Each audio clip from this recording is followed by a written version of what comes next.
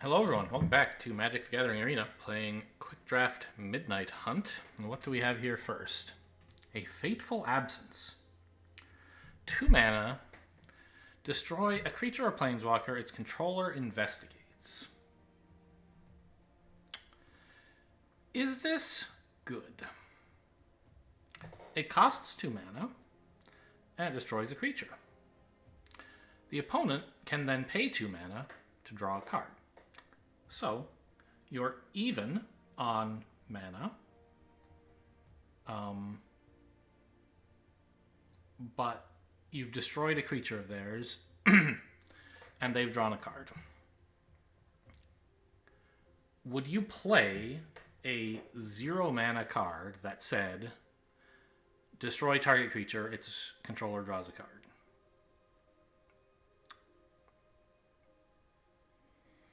Maybe? It does not excite me.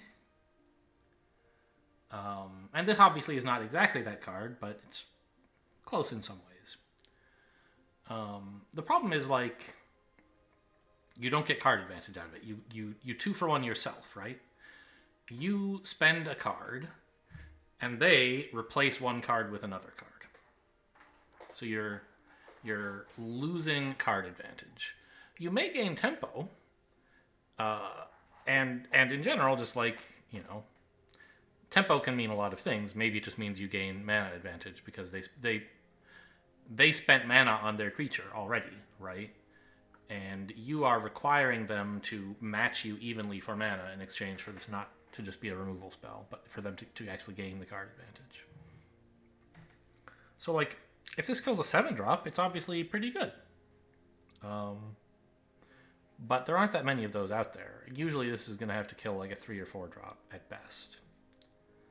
And I just don't think it's that worthwhile. Let's see what my draft guide has to say about Fateful Menace now that I've analyzed it. Fateful Absence, I'm sorry. Fateful... It says it's pretty good. Okay. Interesting. Baneblade Scoundrel. 4 mana, 4/3. When something blocks it, that thing gets weaker. Okay. Already seems pretty good for 4 mana. And then at night, it's a 5/4, and anything that blocks it, if something blocking it dies, the opponent loses life. I mean, that added part for Nightbound doesn't seem that exciting. It's mostly just like a 4 mana 4/3 with this cool effect. And at night it gets +1/+1. Like, the other effect is not going to matter very much most of the time. Is this good? It seems okay. It kind of, in combat is a bit like a 4 mana 5/4, which would be like, they can't print that, can they? I mean, they can on like a rare or something. Or maybe, I know there was a mythic that we had a while ago, but it was like a 5 mana 4/5 flying, right? Flying and lifelink. Okay, it was a really, really good card. So is this any good? I think it's probably pretty good. Is it as good as Fateful Absence? Maybe. What about Purifying Dragon? 5 mana 4/3 flyer. When it attacks, it kind of annoys the opponent. Okay, probably goodish also. Olivia's Midnight Ambush, a lovely card. Immolation, not so good. So, Midnight Ambush and these 3 cards are the ones I'm looking at here. Does this Baneblade Scoundrel play particularly well with any color pairings? Does it fit any of the themes that black has? I don't think so.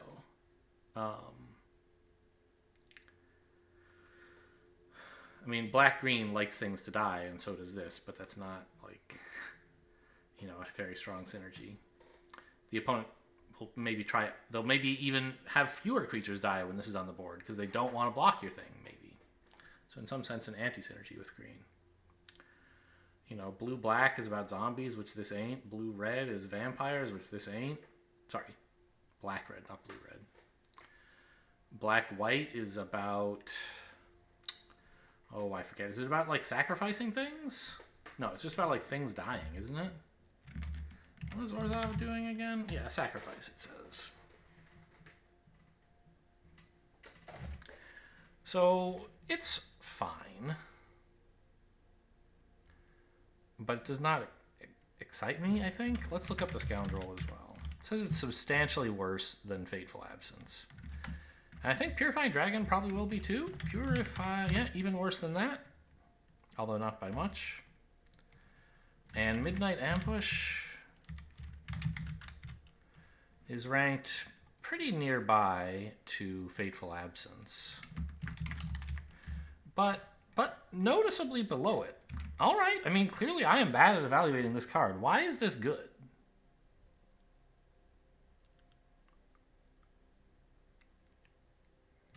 Tempo, is that important? They're like, I guess, maybe? Are there any like really strong creatures out there?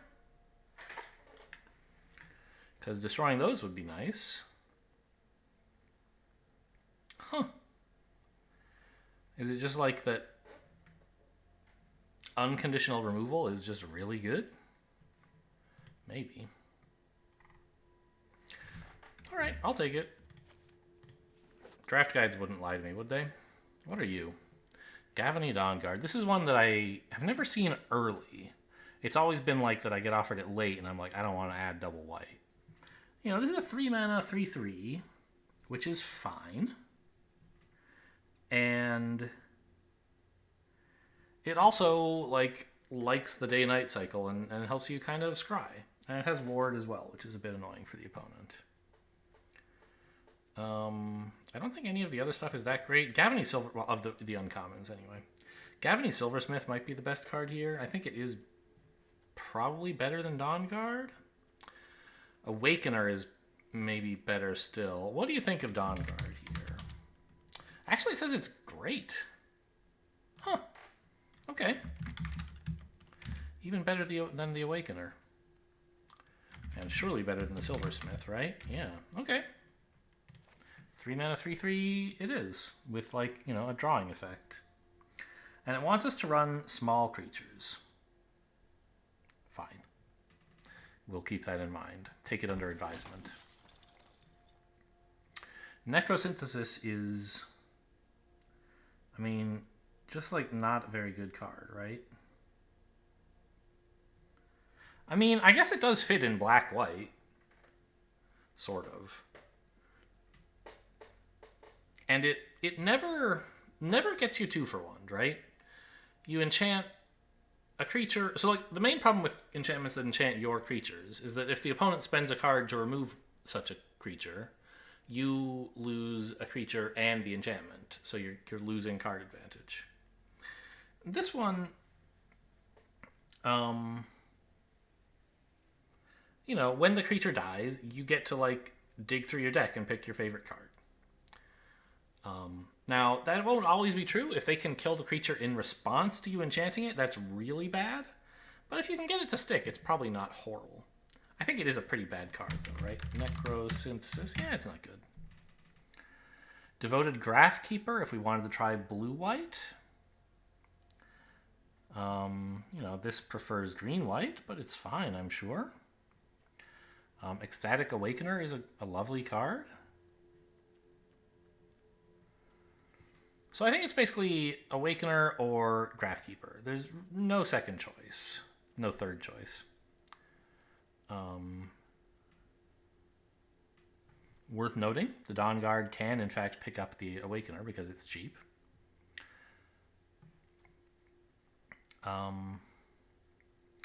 Graphkeeper is all about Disturb. And worth noting, it is cheap enough to be picked up by this. I think they're both perfectly playable in a deck that has white cards. I don't really know which is better. I think if I look at the list, it'll probably say that Graphkeeper is slightly better, is my recollection. Nope, they're like right next to each other, 79th and 81st, but it likes Ecstatic Awakener better. So very, very close. Pick your favorite. which of these should somehow guide me into what I pick of the options. And I feel like I haven't seen any good blue cards yet. I mean, it's only been 2 packs, right? So this one I got first pick, and I didn't learn anything about what anyone else was doing when I picked this. Second pick, I took this, but I don't think there was anything good and blue around, right? What the other cards I was considering were, I don't know, Gavany Silversmith, I guess.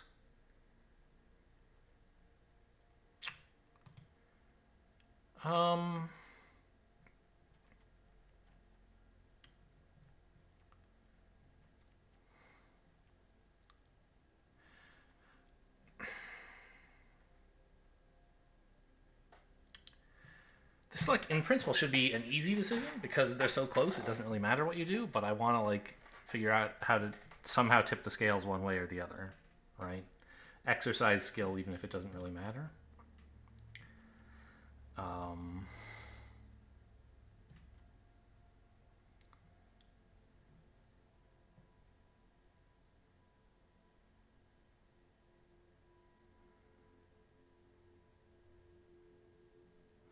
I'll take this. Try and play some Disturb stuff. We've played with Awakener many times, and it's been fine sometimes, but I always forget it costs 3 mana.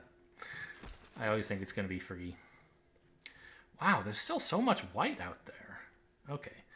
Chaplain of Alms, 1 mana, first strike, 1/1, ward, and then Disturb to be a flyer with first strike. That seems great. Flip the Switch is fine. See Zombie is fun. I think Chaplain of Alms, like, it's a good card, right? It says it's fine. But, given that we want Disturb and small creatures, I think I'm just going to take it, right? Like, what else am I going to do? Don't want Blessed Defiance by much, I think. Indeed. Lunarch Veteran is okay. There is this tapping thing, which has happened on occasion to me, but it hasn't really been... Well, has it been that painful? I maybe don't remember. People have used it against me, and I maybe have been annoyed. Lunarch Veteran is a 1 mana 1/1 that likes life gain. And it has Disturb. Comes out as a flyer as well.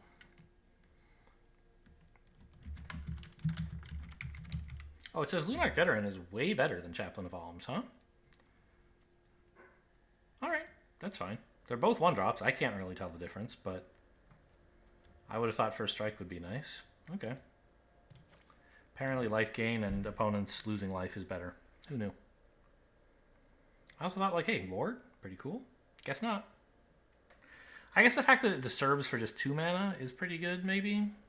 I didn't really pay attention to what the disturb cost is. Anyway, clearly better than all the other cards here. Clearly, now that I've looked it up anyway. But, there were several I didn't look up, and it's clearly better than those. Still don't want Blessed Defiance. What is Celestis Sanctifier? 3 mana, 3/2. It likes day-night tracking, and it gives you sort of quasi-scry with disturb synergy, right? Okay. Gale Drifter is also fine. It's a disturb card. Larder Zombie is fine. It helps with disturb cards. By putting them in the graveyard, that is. I don't really want a Falcon Abomination.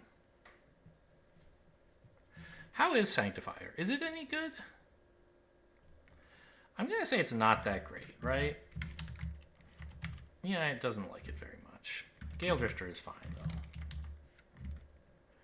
And I think Larger Zombie also fine. What does the draft guide have to say about what you run in Azorius? Like, obviously, I know you're running Spirits, but, like, what are some particularly good cards? It actually lists Lunarch Veteran as, like, one of the top... Okay, and also Gale Drifter as, like, the top commons you might want to run.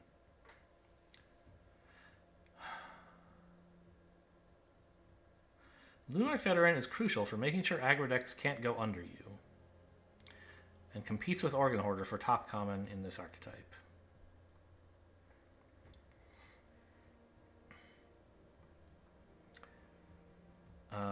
All the common disturbed creatures are solid. You would prefer Baytook Angler over Morning Patrol over Gale Drifter. Alright.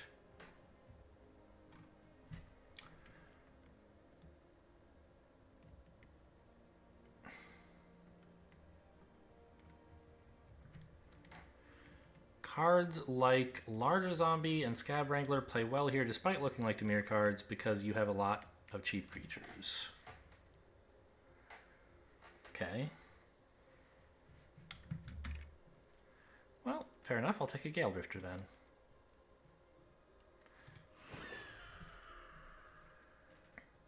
Candlegrove Witch, don't really want it. Soul Guide Griff, no. Shipwreck Sifters is great in blue-white specifically and junk everywhere else.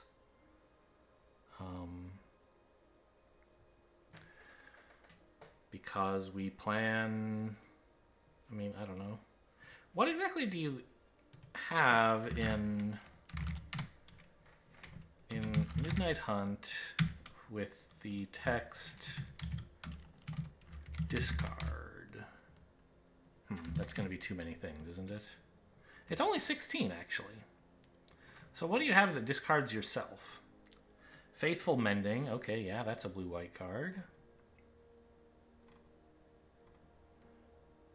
Overwhelmed Archivist. Yeah, that would be pretty cool. Suspicious Stowaway and the Celestis and Shipwreck Sifters. So, red and black make the opponent discard mostly, I think. No, actually, there's red stuff that makes you discard. All right. I mean, I think we take it over any of this other stuff. Like, Unruly Mob is meh. What are you? You're green. Celestis Sanctifier again. Oh, Search Party Captain is just great, right? Yeah. Can play it very cheaply if you're attacking, which we hope to be. Ritual Guardian. 3 mana, 3/2. Coven to gain lifelink. I think I'd rather have a Consider. Again, oh, this discards. It doesn't discard. It puts into graveyard. What is this? What is the text on the Sifters? When you discard, putting it into your graveyard counts as discarding, right? It must. MTT, discard, put into graveyard.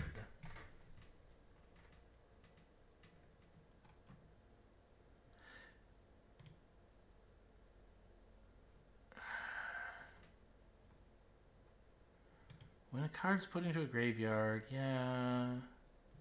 What is the difference between discarding a card and putting it into your graveyard?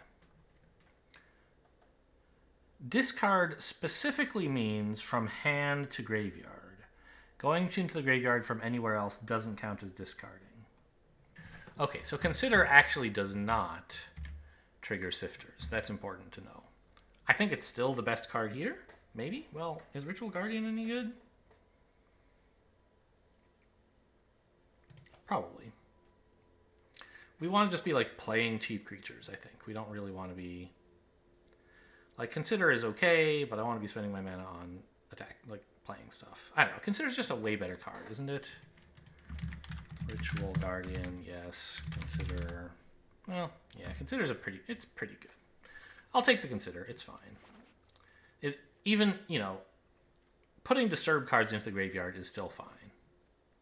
And putting lands into the graveyard is also fine. I don't know. This all sucks. Oh, this is my pack 1, isn't it? I remember this card. Yeah, pick 9. I don't know. Stuffed Bear. Larger Zombie is totally fine. Nobody wanted the Necrosynthesis. Very sad. All right, I'll take it. Don't think I want to Bless Defiance very much. Well, fine. Patrician Geist. It loves spirits. And spirits from your graveyard cost less to cast. Oh my god, but there's also Organ Hoarder here. Oh no. It's too many good things. And, well, it's exactly 2. Which, you know, if there were 9 good things, I'd be happy, because it would mean I would get one of them in my second pass through this pack. But...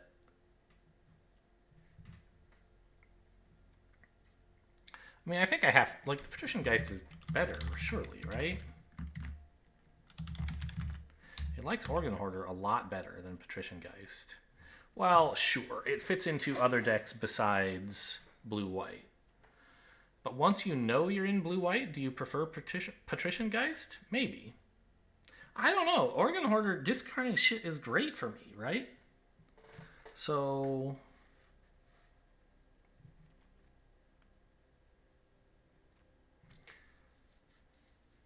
I think I meant to take the Organ Hoarder here.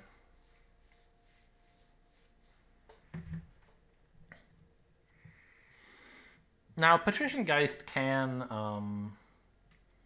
he can be picked up by Gavony Dawnguard, which the Organ Hoarder can't. So that's a downside. I currently only have 1 Spirit, but I have a couple Disturb cards. 1, 2, which will be Spirits later, so he buffs them when they've died already.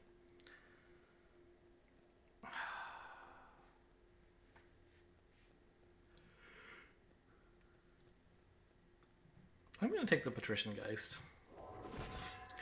I don't know. It's kind of sad. Vivisection. 4 mana, sack a creature, draw 3 cards. Not bad. Rite of Oblivion, you also have to sack something, and this kills like anything. And you could even play it twice. That's got to be a good card, right? It is a good card. 85th best.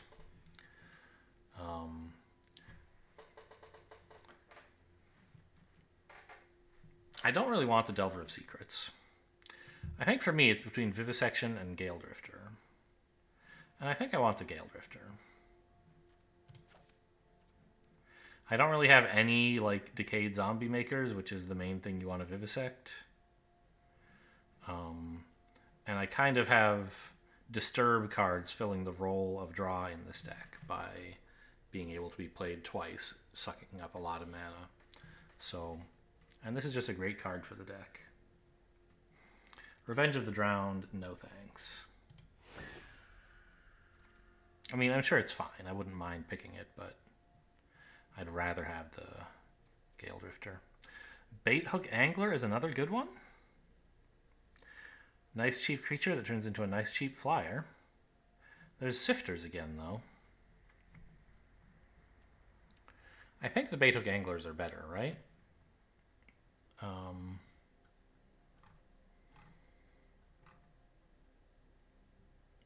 Yeah, I'll take it. So I don't have much yet that discards.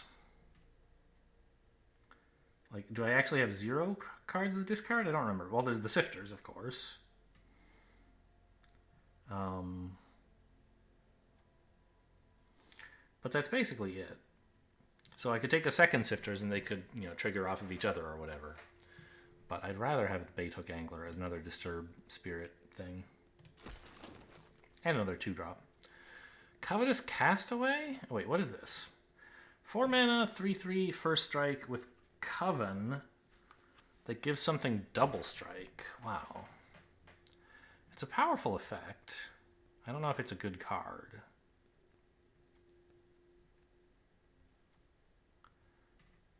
I'm inclined to think it's not really, and I'd rather just take the Castaway.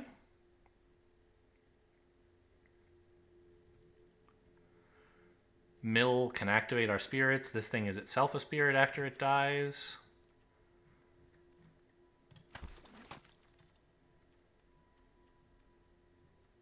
Search Party Captain is perfectly good. Bait Hook Angler is also good. Which of these am I supposed to take? I don't think the Search Party Captain is all that good now that I look at it. Like, when I took it, it was fine. Because I didn't really know what I was playing. this is just like, I don't know. It's certainly much more of like a green-white card. I'm sure it's fine in blue-white, but it's nothing amazing. It's just like a cheap 2/2 that draws a card. Great, but, you know, how are you going to kill them, I guess? Like, if you're lucky, you play a 1-drop and then a 2-drop, and then they both attack, and on 3 you play this for like 2 mana or something, right? And, well, okay, if you're really lucky, you play a 1 and then 2 1s, and then you attack with all 3 of them on turn 2. You play this for 1 and then play like another card for 2 mana. That would be like the dream. But it's not very likely. I guess it's more like on turn 4 or 5 you play this for just 1, and then you can play some more stuff, and then it's pretty cool. You know, 1 mana, draw a card, make a 2/2. That's a very good card. Which can just like improve the board situation enough, maybe. But we're trying to win with Flying Spirits, it seems like, right? Oh, by the way, you don't like really matter. And so I'm not sure like how good a Search Party Captain really is. Whereas just like another Baituk Angler is totally fine. What does the draft guide think of these two? Angler, it says, is ranked 113th. Search Party Captain is ranked 116th, right after it. And I think this one fits much better in the deck, so gimme. Or wait, do I want any of this other stuff? No. No. Okay. Cover Up is the only card in my colors here. I could, like, take a Corpse Cobble so that I have some possibility of splashing black, but that's not really what you want to do. I'll just take the Cover Up. It's fine. Cathar's Call. Yuck. Ritual Guardian. Do I already have one of those? No. I thought of taking one, but didn't. Don't really want them. Don't really want them. Okay, let's sideboard the Ritual Guardian. As expected, the Organ Hoarder didn't wheel. Maybe, if we'd taken Organ Hoarder, maybe the Patrician Geist could have wheeled, but I doubt it.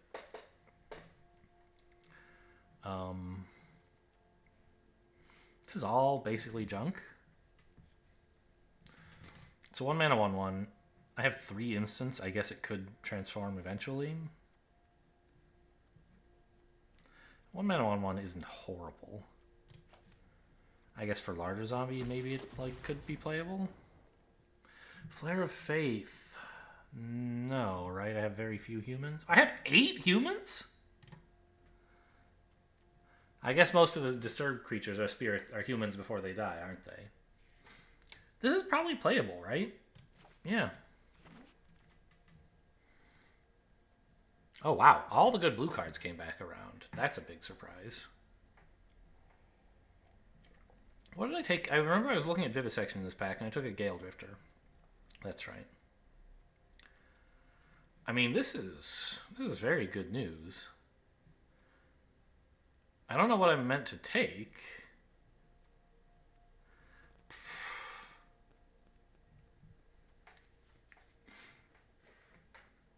You know, Vivisection might not be so bad, even though I don't have zombies, because you can use it on, like, disturbed creatures.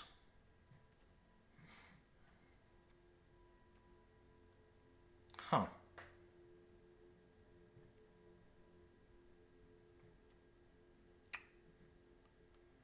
To get them into the graveyard so you can play the good version of them?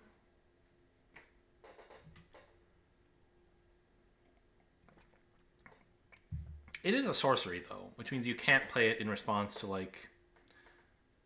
Well, you can't play it when it's, like, in combat, it's clearly about to be killed, or your opponent's about to zap it with an instant. You can't then, like, kill it in response. You have to actually blow up a creature that isn't about to die.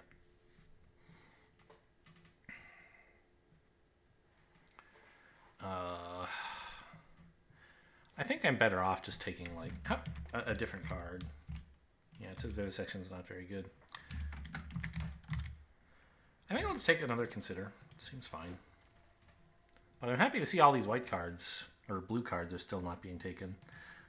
We're getting a lot more blue than white. I mean, I guess maybe I should...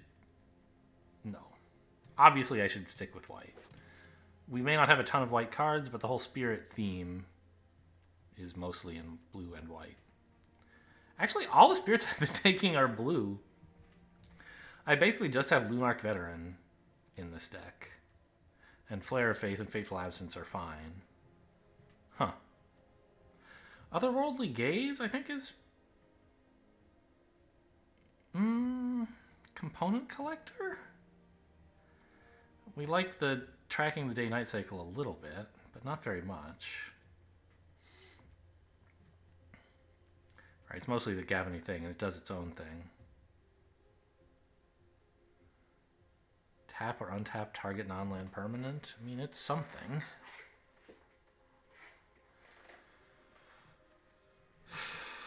But I think Otherworldly Gaze is probably better. I don't know. I don't really want either of them.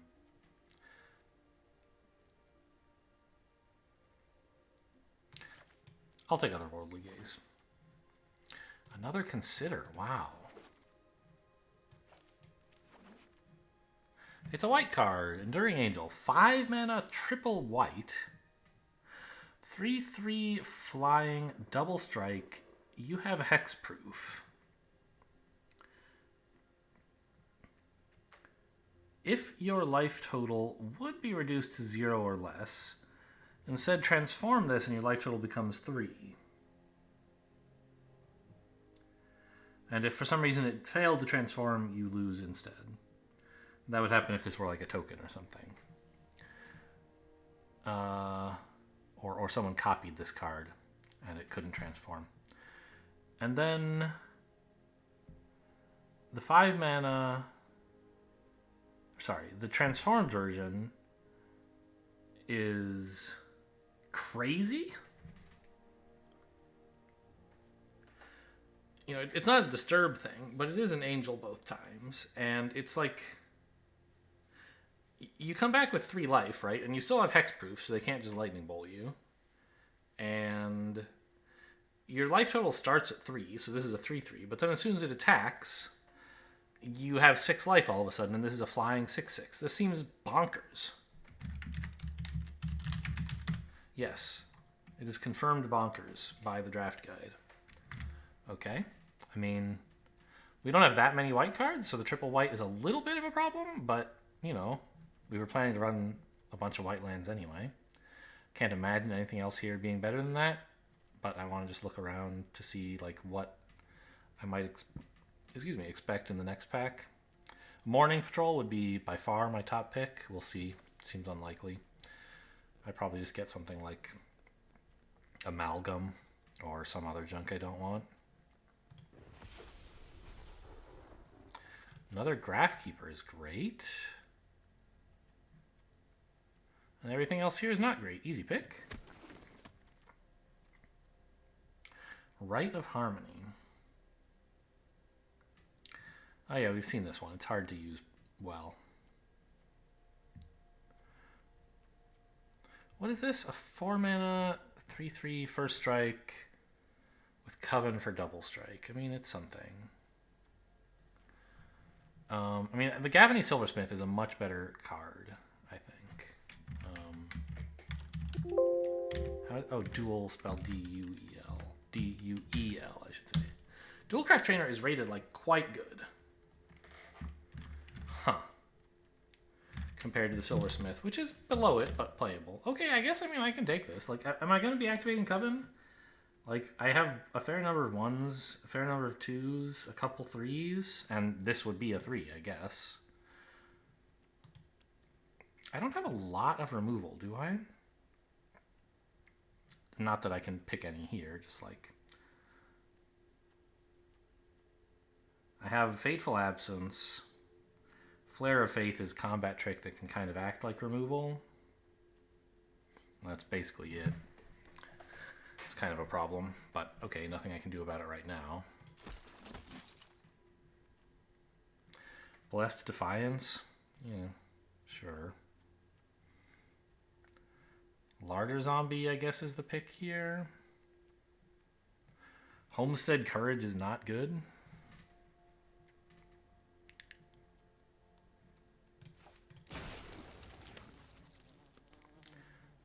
Search party captain. Okay, I think we just take a bolt here. I don't need a Drown Yard Amalgam to finish the game. And Search Party Captain is, I think, pretty good, but I just want, like, some kind of removal. More Considers. Maybe a Startle could be okay here.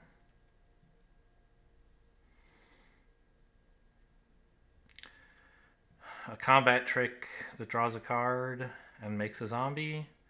I don't really have anything that wants zombies, though, right? Except, okay, I have a Coven card or two, and it would be kind of like having a 2/2 around would help. Yeah, I don't have anything that cares about zombies at all. No sacrifices.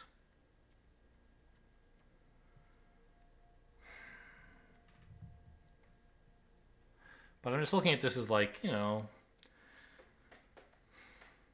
hopefully it's a combat trick that draws a card, right? Like it has the potential to kind of 2-for-1 in a way, right? Your opponent attacks expecting an even trade of creature for creature. You play Startle, so instead they lose their creature and you lose your Startle, but like you get to draw a card. So instead of you each losing one card, your opponent loses a card and your hand size remains the same, but you lost some tempo in that you had to play this spell. You know, you had to pay mana for this.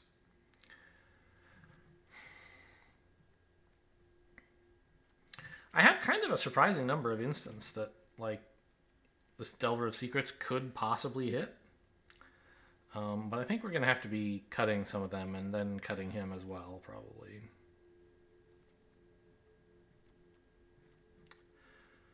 He's just not that exciting.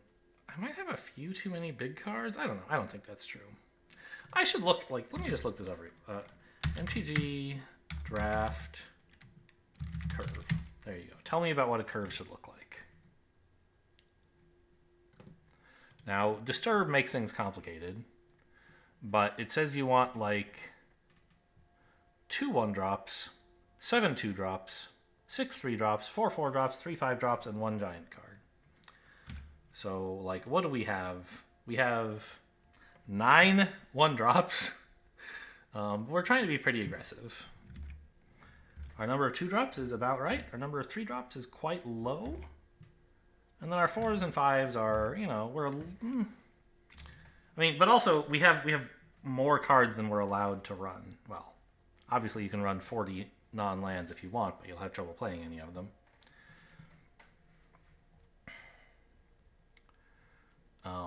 So I don't know. I think we're definitely cutting some of these 1-drops, and I think the Delver of Secrets and the Considers are, like, top of the list.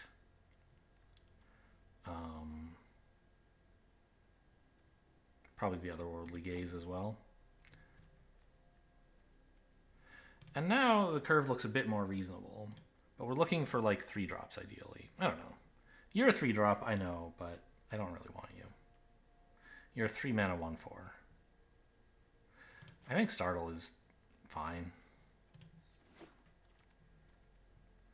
Bereaved Survivor. 3-mana 2/1. Is it good? I think it's okay. Morning Patrol is, like, a great card for this deck, though. So we're going to have to look at just how good is Bereaved. It's fine. It's rated better than Morning Patrol in isolation. Is it better in this deck? A 2/3 Vigilance for 3, which turns into a 2/1 for Flying Vigilance. I think the Bereaved Survivor is kind of fun. Yeah, I'm going to take that.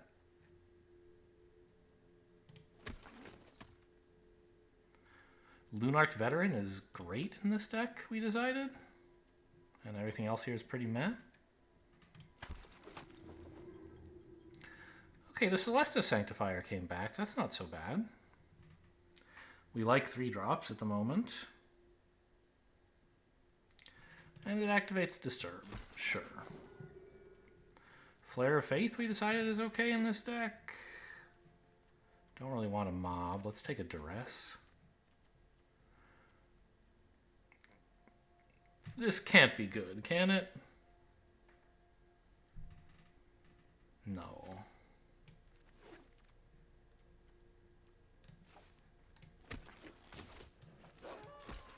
Alright, well, we missed out on the Organ Hoarder, which is too bad. But I got at least one really great card. I think the Search Party Captain just is not that exciting. I don't know. I mean, like... The idea is to play it very cheaply. On, like, turn 2. Or, well, can't really play it on 2, but on 3 maybe.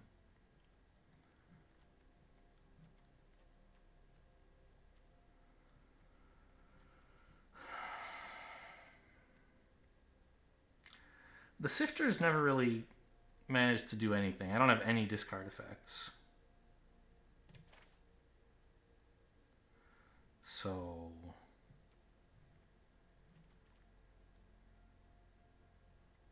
Let me look. Can I like look up the rulings on MTG Sifters rulings? Okay, what is their actual name? Shipwreck Sifters or something? Shipwreck Sifters, Gatherer. Click here to no. Where do I view rulings? Are there any? I don't think it works on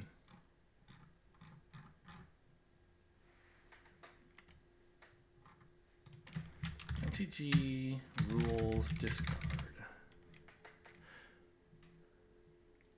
To discard a card, move it from its owner's hand to that player's graveyard.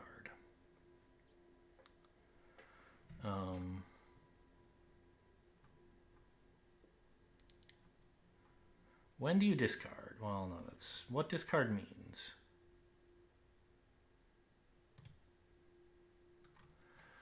Discard is not a keyword ability, but it is defining the rules. Discarding... Okay, this is whatever. But the point is, it is like your hand. In Magic, it means to take a card in your hand and put it in your graveyard. So the shipwrecked Sifters will, like, never go off. I just don't have any way to discard stuff. The opponent might make me discard, and that would be kind of funny, but overall, not great. And I'm already down to 42 cards, although I probably should cut a land here, right?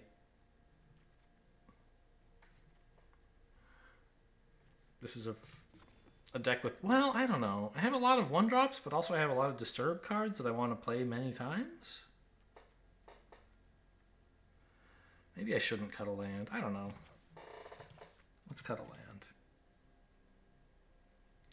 I think 8 white sources is still enough to play a triple white on 5. Most of the time.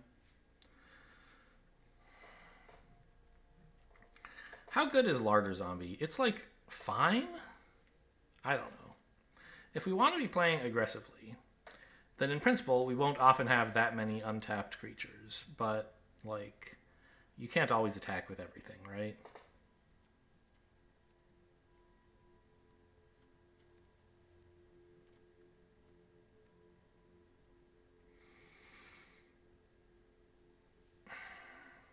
I feel like Larger Zombie...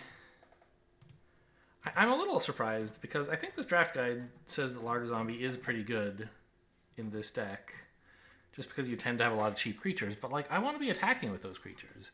If my creatures are down and I can't attack with them, aren't I in trouble? I guess not. I could just wait until they can fly. Or like try to stall the game until I get, you know, an insane angel on the board.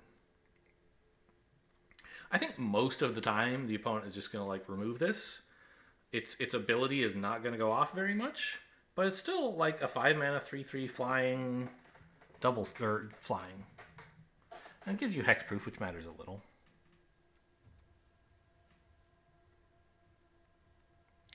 So what is the single worst card in this deck?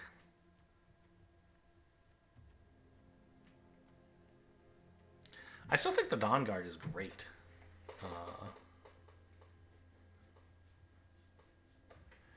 it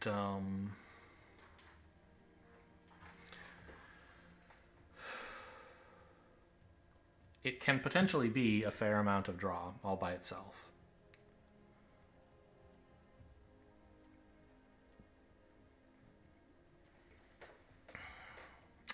I don't think the worst card is the Search Party Captain. Devious Cover-Up is pretty gigantic as counterspells go, in that it's quite expensive. It is not my favorite counterspell.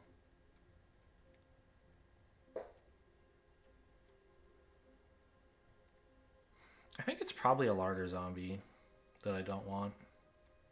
Yeah, get out of here. They're fine, but I don't need two of them. Okay, no. This is an Angel deck, right? An Enduring Angel deck. There you go. Even though, like, really it's all... I mean, honestly, in some sense, it's a Patrician Geist or it's a Graphkeeper deck. That's what it is. It'll be nice if we can get the Enduring Angel to do something at least once. But most of what the deck does is Graphkeeper stuff.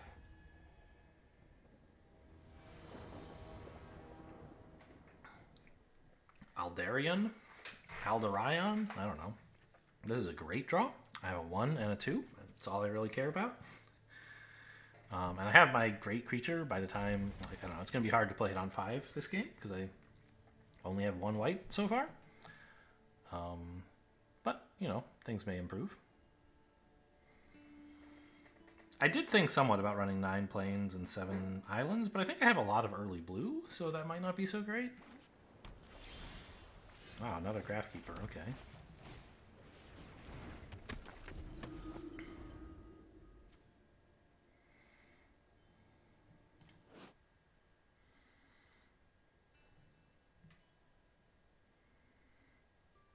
Oh, I forgot it even has a Disturb. What does it do when it's disturbed? It's a 3/1 flyer. Wow. Okay, maybe that's a big part of the reason why it's good in this deck. Who knew? The attack before playing a creature so that Flare of Faith, if they try to remove this, like, you can flare it. Okay, they didn't.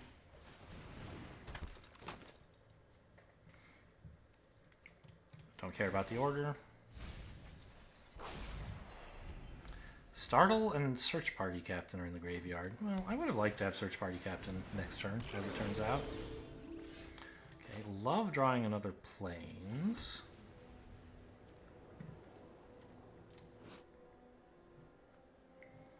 Attack with all and have the Flare. Seems great.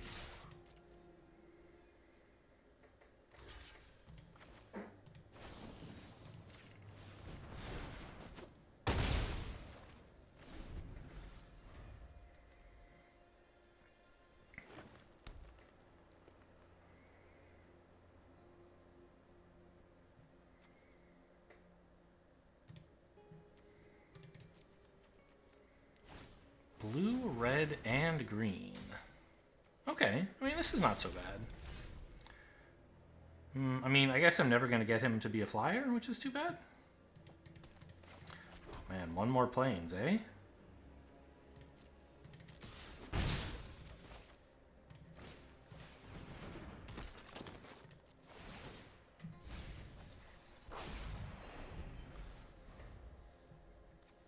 I guess I should have played him... Is there some reason to play him before playing a land? Because what I discard might matter? I don't know.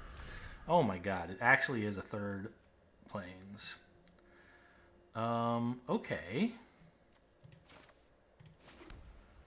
I guess I attack with the 2/1 and then play a 3/3?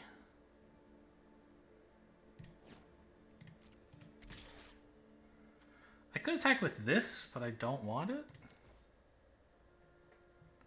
Oh, they're willing to trade. No, surely not. Yeah, that's crazy talk. This thing gets insane if I get to lose it. It's nice to play this on a turn when the blue guy is tapped out as well. Oh wait, it has double strike before it transforms, and after it transforms, it has that other effect. Oh yeah, that's way better. Even as a 3/3 flyer for 5, I thought it was pretty good. But it has double strike as well, which is gross. Opponent just saw that and noped out of the game. Okay, pretty cool. Well, I mean, we played all of the signposts, right? We played both Graph Keepers. We even played the Enduring Angel. We played a Lunarch Veteran. It was a lovely... It was very lucky to draw all those planes, which is not a thing you hear me say very often. Hang on. Maybe I should actually... Because I cut a number of cards from the deck after I made the decision about what lands to run. Maybe I cut enough blue stuff with Larger Zombie that it makes sense to run 7-9. Well, not really. Okay. I mean, I have some double white on 3 and a triple white on 5. Whereas my blues... You know, my only double blue is a 4.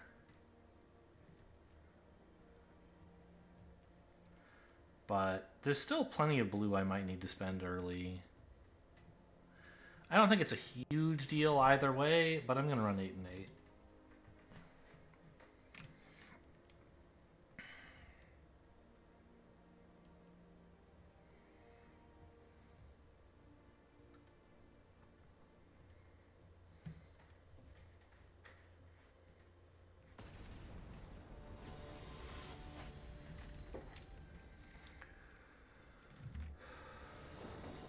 Raspberry.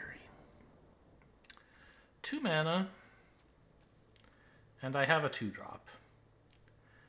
And I have a 3 if I can get to it. It's kind of sketchy. I have Startle in the worst case, I guess. I'm going to keep it. I just need a 3rd land, right? I have several draws at it. But I certainly could miss. You know, I've missed more times in a row than this. And I do have some redraw outs, like Consider, for example.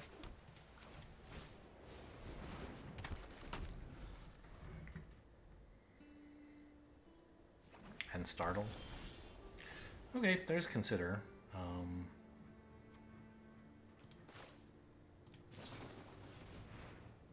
Great, give it to me.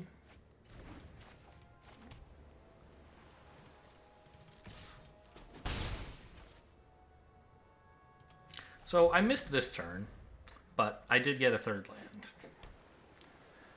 And if I hit another, I can like actually have 4 lands. So like playing Consider to get an island down is like definitely worse than getting an island down without playing Consider, because you still don't get to do anything very good this turn. Am I gonna like startle my own thing here? I don't think that's worth doing. I am a little bit concerned that they're holding all their mana open though. Okay. This is a good compromise. I can just attack and play my 4-drop here, rather than run out the Patrician Geist. Oh,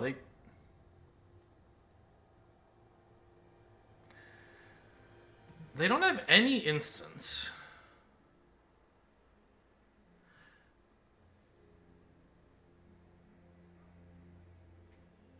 But weren't they thinking about what to do on their turn? Like, they didn't just pass through out as soon as they played the land. Huh. I don't know. I'm going to just try to play this and see if it resolves. If it gets countered, that's fine. Okay, they must have hit pass through out to bluff not having anything. I guess. This is a weak enough card that, I don't know, they might not want to counter it. And I don't super mind if they do. But it's also drawing me a card, so they probably should if they can. Yeah, okay.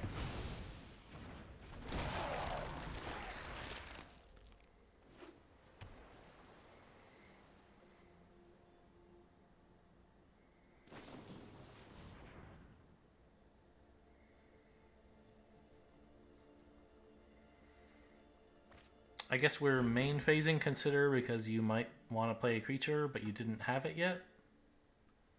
I don't know. Oh, I just noticed, by the way, blue-white mirror. Cathar's Call. Wow. That's a surprise.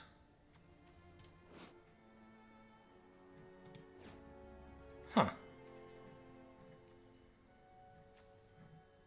Well, I'm not going to kill it.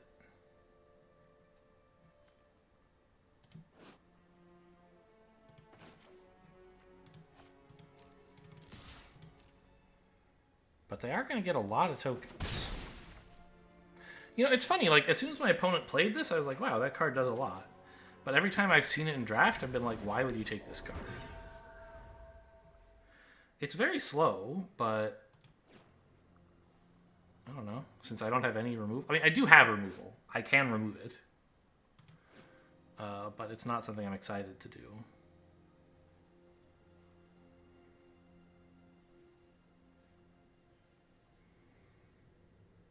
Would really appreciate a 4th land. I'm not going to ask for a 5th. I might not mind getting a 5th, but I don't know. 4 would be enough.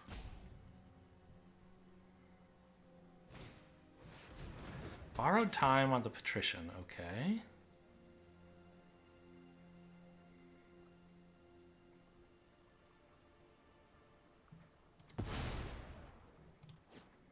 Huh.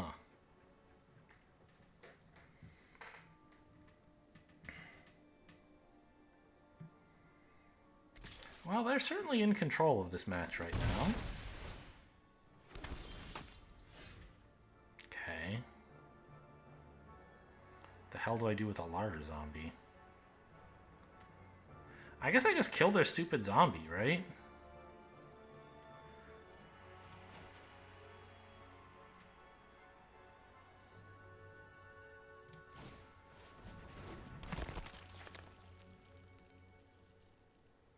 But I want to do it in their end step so they can't investigate. I know it means they have the potential, or not their end. Oh. That's, no, okay. Put a stop in second main, I guess. Because I want to kill this before their end. I know this gives them the chance to counter me, but I still want to, like, maybe I'll get value out of Startle or out of Fateful Absence instead. Absencing something else. So I don't know, like, can I really... Well, I may as well attack with this, I suppose. The larger zombie's already doing fine defending. Actually, that was wrong. Because if I end up startling, larger zombie would have been able to tap 3 things to look at my deck for me. I think the 1 damage is not as valuable as that possibility. Now I can't possibly do that. Okay, that's a better Fateful Absence target.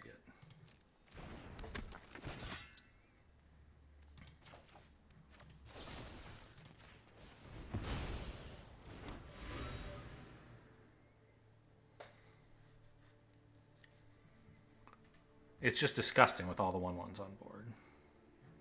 Oh, we can take the stop out now. Okay. What the hell? Like, I need another land.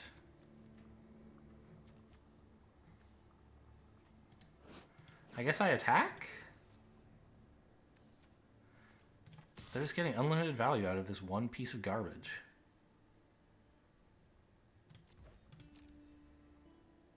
Triple block? No triple block, okay.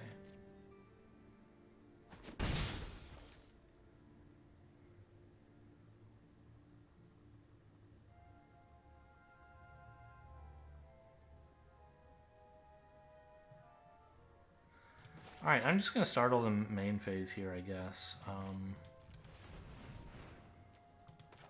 See if I can draw a land.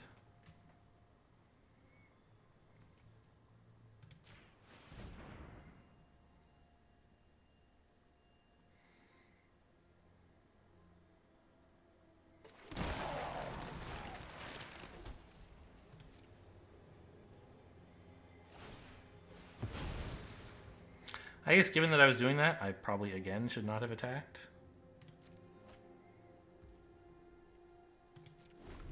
Once again, I'm missing the chance for larger zombie to do its thing.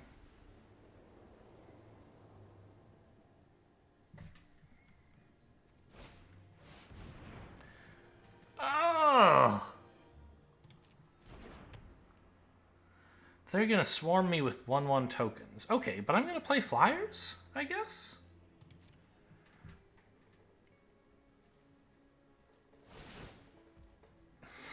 This is something else. Okay.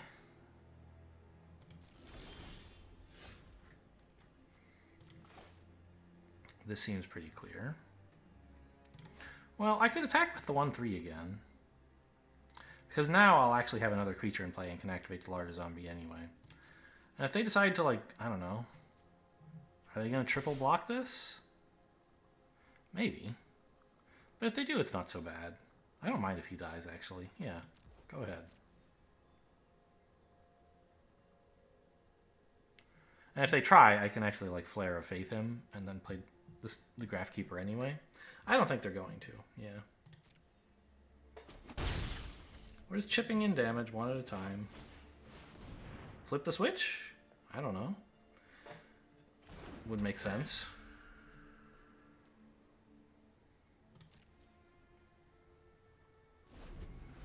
It is a kind of weird setup. I don't often run into just like a million tokens, especially like, it's just like not a thing Limited does, right? Okay, that's something they can start blocking the 1/3 with.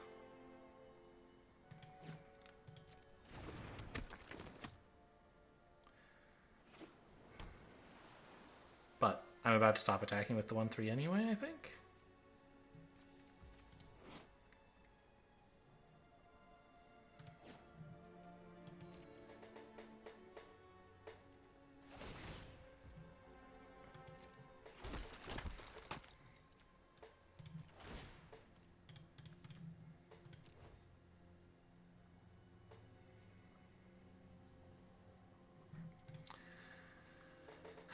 Devious Cover-Up.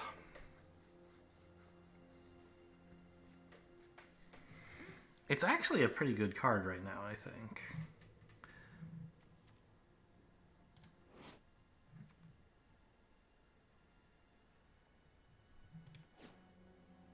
Although right now this Coven thing is gross. If we can make this a double strike. I mean, I kind of just want more, like, land? I don't know.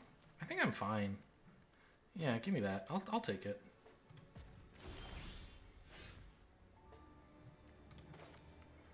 Countering this or what?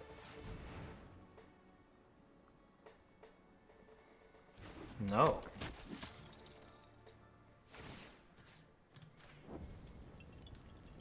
Killing this or no?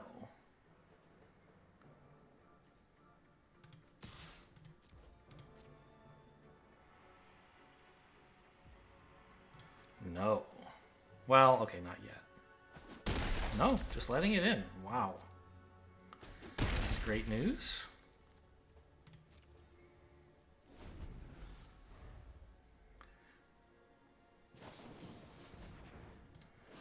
Okay, that's a sure sign of desperation. That must be what they drew this turn, because they would have played it previously if they had had it before. There's no reason they would be holding open mana and not playing this, because they didn't have anything to do with the mana anyway. So they would have played that if they could. Play it again? Well, it's an instant. Well, what? Yeah, it's an instant, and you won't have enough mana to investigate after playing it, so you might as well wait. Still no attacks, I presume?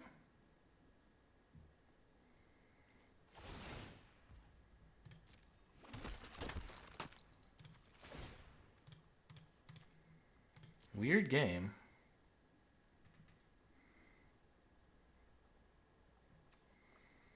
I don't really want that. Oh, and it has Disturb, so even better. Alright, that's a nice card. I think we just attack and hold a counterspell.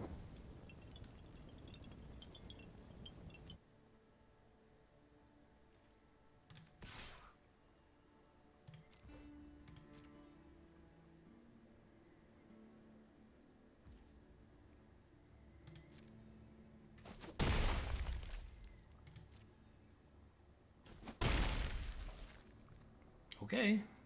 Wait a minute. I could have tried to kill them with this, but I think that's too greedy. I want the counterspell. I don't have to kill them right now. I just have to kill them before they kill me. And I'm still on track for that. Sure.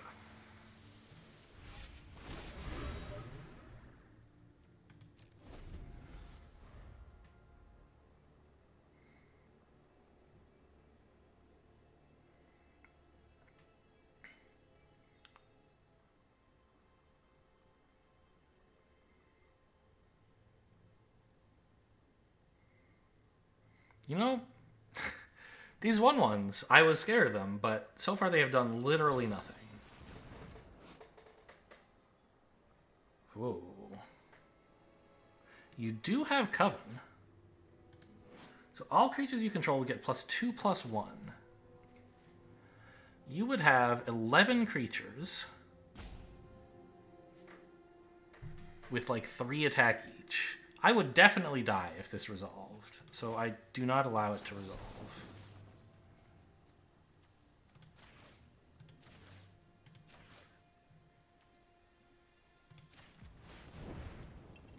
If you can counter this as well, I'll be really sad.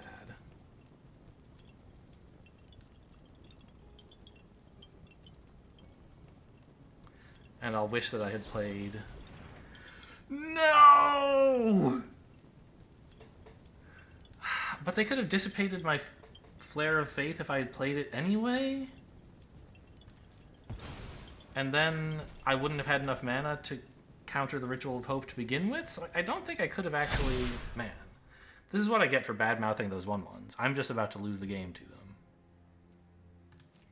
I only have 3 blockers. And their attackers are, like, gigantic. Okay, well, GG. Right, I think we're pretty dead. Block maximum damage there. And there, and there. Did he get in for 23? Yeah. Good game. Wow. Oh. No, this wouldn't have worked. If I had played this, the triggers would go on after I was already dead.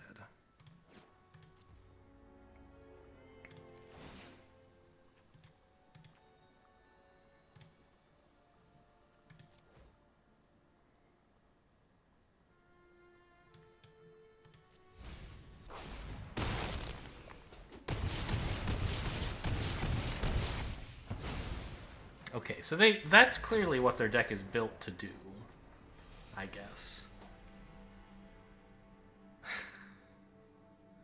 And that's also why they weren't, like, trying to triple block me or something. They viewed these things as more valuable than the life that... I don't know. I mean, they would have only lost one of them to kill my Castaway, but they didn't want to give me... Not a Castaway. What is he? He's dead. I lost him. Oh, he is a Castaway. Right, they would have only lost... They would have gotten to 1 for 1. Right, trade their 1/1 for my 1/3 directly. But they didn't want to give me a flyer. Although, I never really got 5 mana. And they also figured their thing was going to do 3 damage anyway. Huh. Alright, you got me. That was definitely a token deck. Right, they even had the... Elise, Adinus, or whatever, the 3 mana thing. Adeline, maybe? What is her name?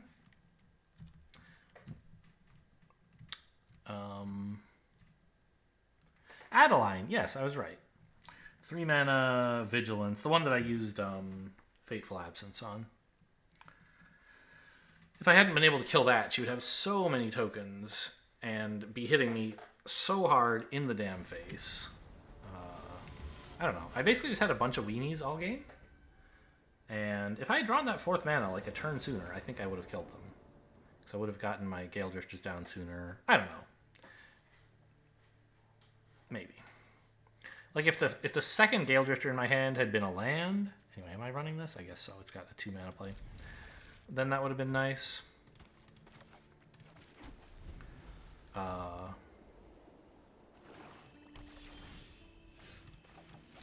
I could have done stuff a turn earlier, I think.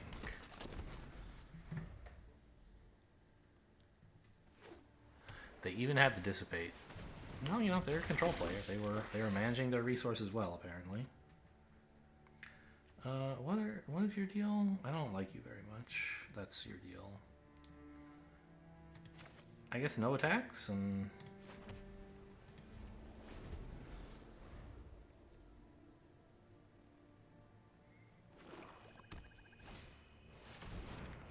okay.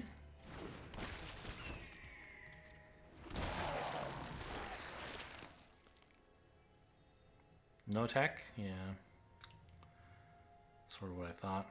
They don't want to risk this. Well, I can't do anything really. I could startle something just to draw a card, but I don't want to do that, I don't think. I want to play my Gale Drifter. Oh, you're a zombie. Ugh.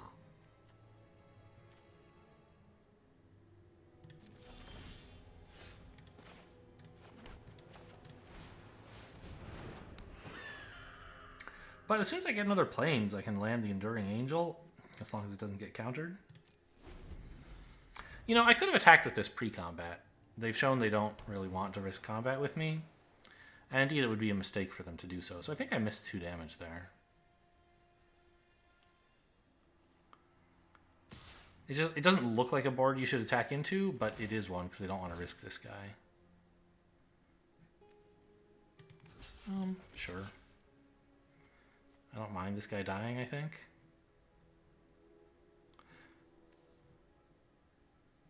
Yeah, see ya.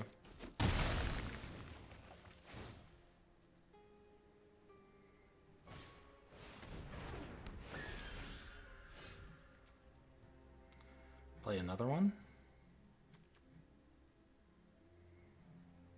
I guess I could have kept him for Larder Zombie. There's a thought.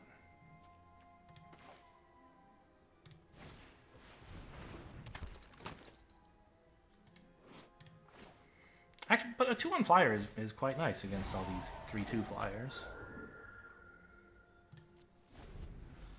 Oh, he's a 1/2 flyer. Whoops. I keep, like, when there's a Disturb card and I pick it up, I get confused. Because when you pick it up, it shows you the, like, the base card first. Now they know I don't have any combat tricks, but I guess they just attack with both flyers? Oh, okay, they have a combat trick.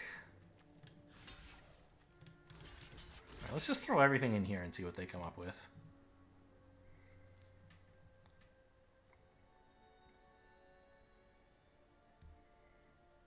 This gets around Startle, at least. Okay. I'm very happy to have traded my Scab Wrangler, my Gale Drifter for a Scab Wrangler.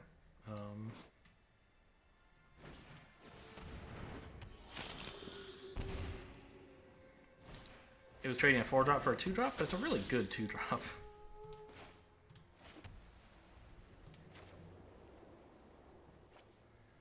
Okay, Enduring Angel time? I mean, they probably are just going to be able to kill it somehow, but what else am I supposed to do? Run out the Whale Drifter? I guess. I could do that. Yeah, I can wait on the flyer, or on the really big creature, to see if they have some kill, which, you know, blue-black is not unlikely to be able to kill my thing. I want to hold this back to block you, and I guess hold this black to block you, so no attacks.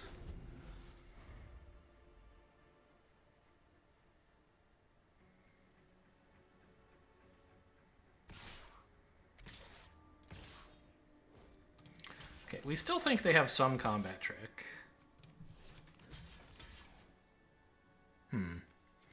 I think I should...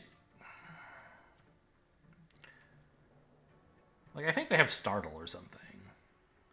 Because of how they attacked with their Blades to Scab into that board.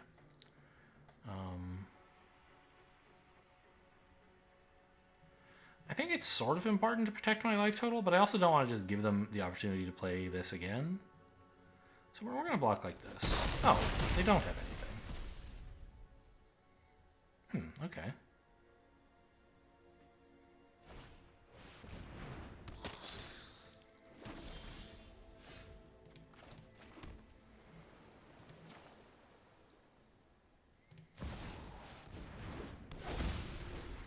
This dodge is Midnight Ambush, by the way. Like, it's not small enough to be killed by it.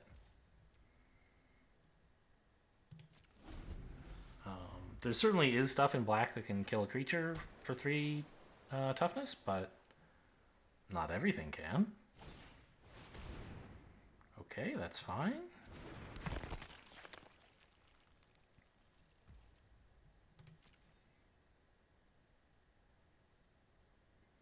I'm guessing no attacks. They should have waited till post-combat to play this if they were going to attack.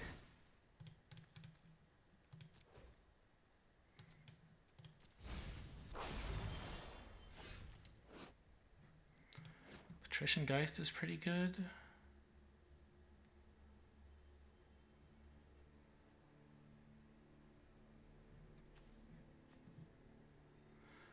I want to attack with my 3/3. It's a little scary because right now it's like the main thing stopping them from getting a bunch of damage in against me, but it also, like, if they do get a bunch of damage in, this creature becomes pretty large anyway, right?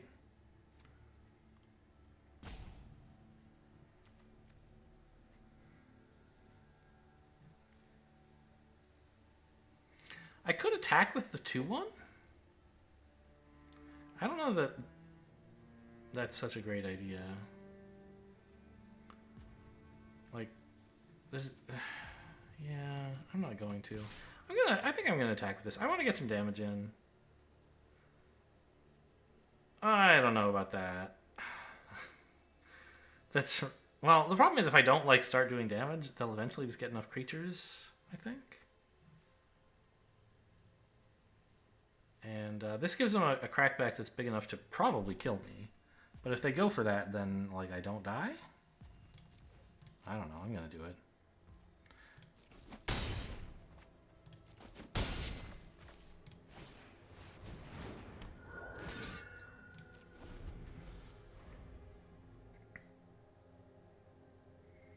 They have to really commit if they want to kill me. Okay.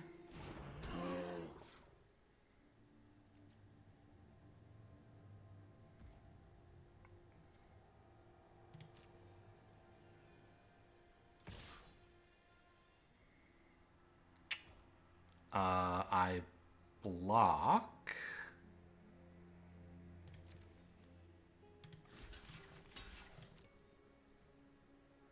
And I startle you, and I hope that works. I guess I should have startled pre-blocking. So if they counter it, I don't have to lose this, but I don't even super mind losing this.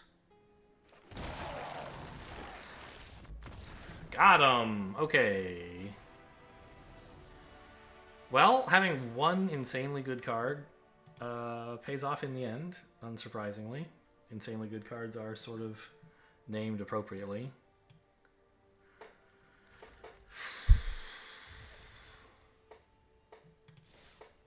Huh.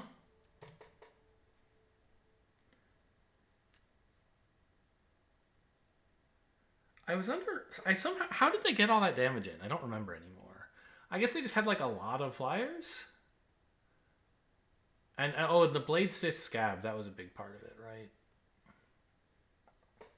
I even traded my 2/1 for their Decayed Zombie. And I was still under all that pressure.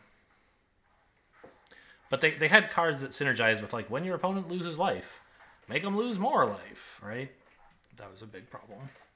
Right, I don't even remember that guy's name. The law is in his name somewhere, isn't it? Arrogant Outlaw, yes, that's right. And then also the Bat Whisperer.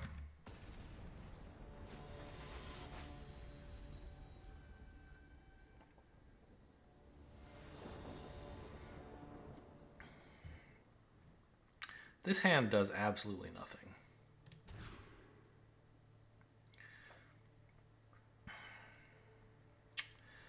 This is a trickier hand.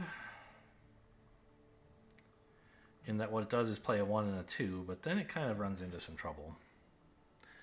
I could put back the Enduring Angel, because, like, when am I going to have 3 planes? But I think it's probably better to put back the Devious Cover-Up.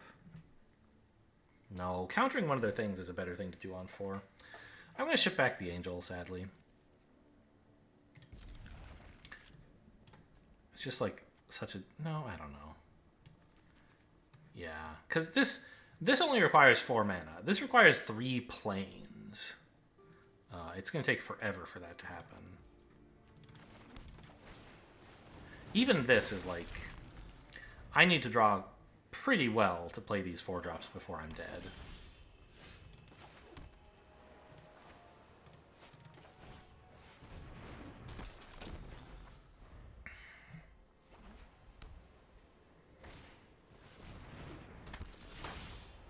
Okay, that's a good start.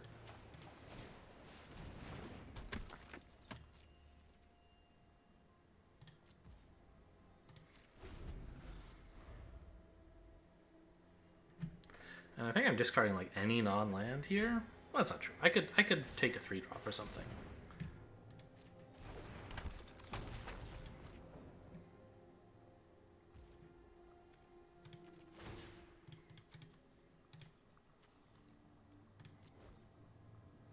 Great.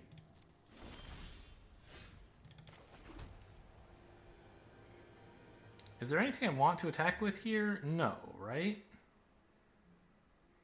Well, the 1/3 is kind of safe to attack with. They might not block if they're afraid of combat tricks, and I'm not really afraid of any from them. Okay, that's fine.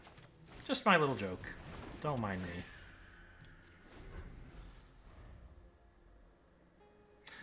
Wait a minute. I kind of wanted this to block them.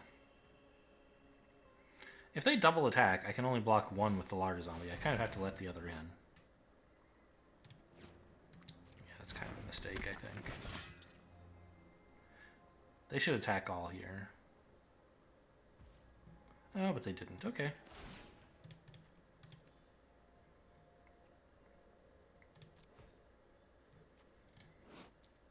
Unbelievably greatest card of all time? You won't believe what card this guy drew? Real?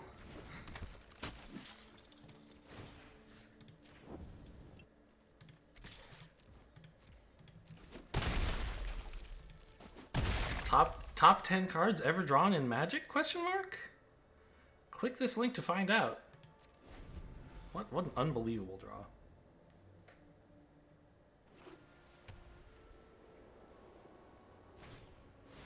They're not killing it.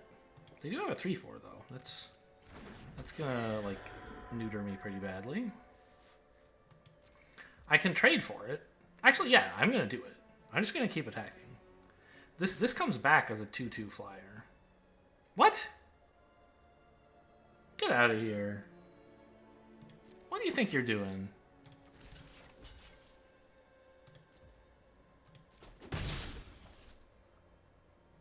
Weirdo. I'm not going to kill that for you.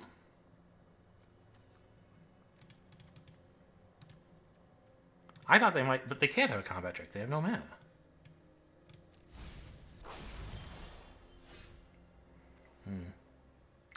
This is cute, but... Oh, actually, wait. No. Did I want that planes? Maybe I did. Because then I could actually replay this after it dies. You know what I could do, though, is just run this out. I was thinking hang on to Devious Cover-Up to counterspell them. But if I run this, they can't even block. Because I can shoot them, like, after first strike damage.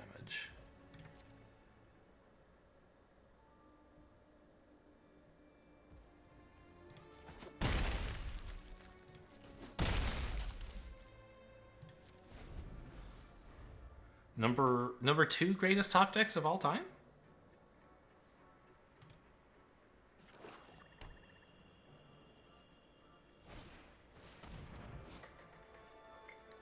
Okay, that's another flyer. That's cool for you. Oh, it's just combat on your turn, though, so I don't really care. If it were combat on both turns, it would be an issue.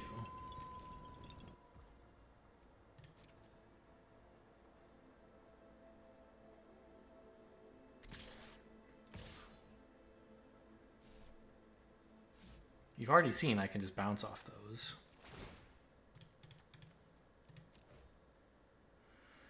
Consider I'd rather not. I'd rather just like draw whatever's here. I don't want to spend mana on that.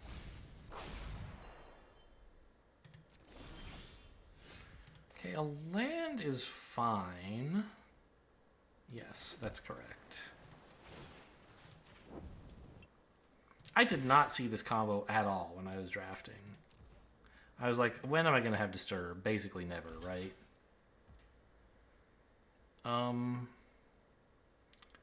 Do I use this? Or do I just, like, let it go and then play a 2/2 flyer? I think I let it go and play a 2/2 flyer. Because this Silver Bolt is, like, a valuable resource, right?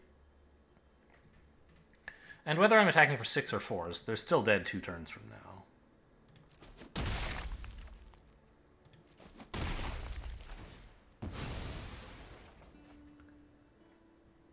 Oh, they do get to put a counter on whatever they want. That's something, I guess. The flyer, okay, have fun. I could shoot it, but I don't need to.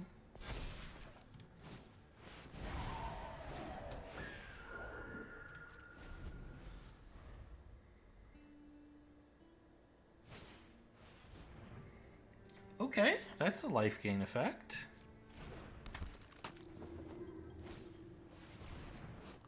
Oh no, you get so much stuff. Holy shit, that's great for you. You get 6 life and a card and 2 1/1s? Oh no. More stuff. Man, bad time to be tapped out. But like, I was going to be anyway, kind of. Like, even if I just like used the bolt, I wouldn't have been able to counter this. Alright, no blocks. Actually, do you want to hold that back? No, I guess not.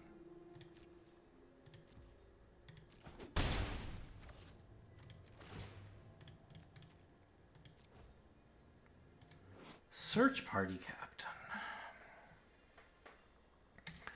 Does this do anything? I mean, I can play it for 3 mana and then draw a card. I don't really want to do that. Like a 2/2 with no flying or anything just doesn't do much right now.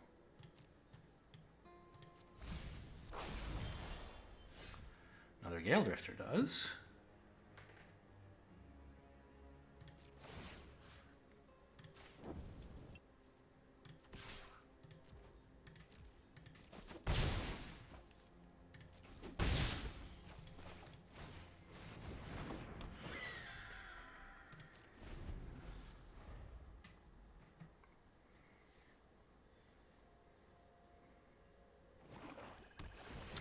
Really happy to see a land. If they like, I'm winning the race, but if they get enough creatures, I will no longer be winning the race.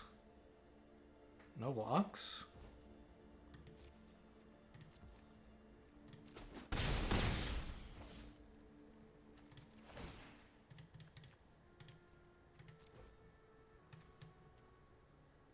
Right? Yeah, I don't want 6 mana for anything. Oh, it's Knight. Okay, this has Menace. Keep that. Oh, this is lethal. Okay, great. They're tapped out. Nothing can matter.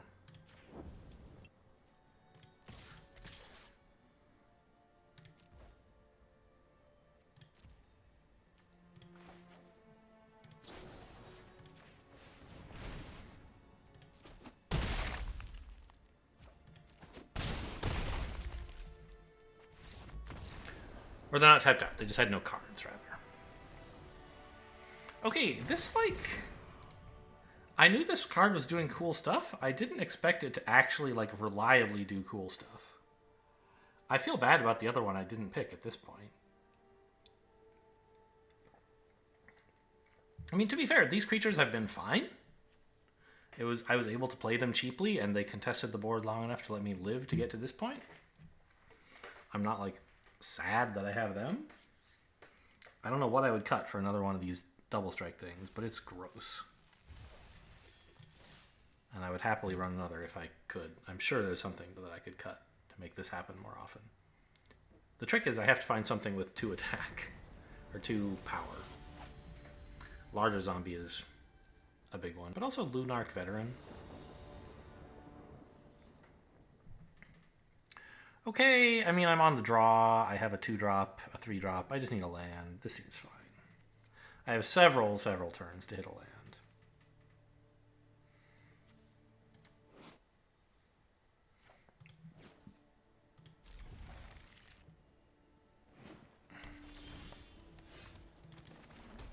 Plains would be best, it turns out.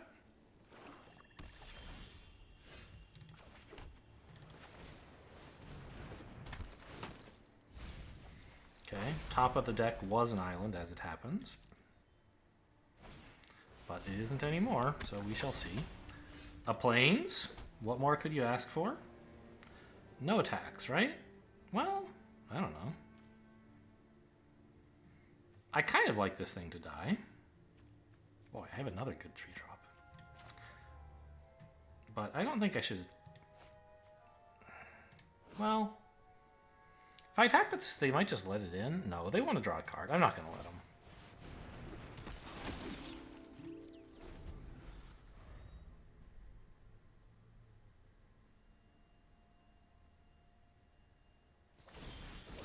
Oh my gosh, they made it night already. Give me the Veteran. And a land. Oh, it's beautiful. Who knew Magic could be so beautiful? I attack with a 3/3. You can lose your thing if you want. Okay, enjoy. Oh wait, they didn't even have a 3rd land. Maybe I shouldn't have let them draw. I didn't notice this.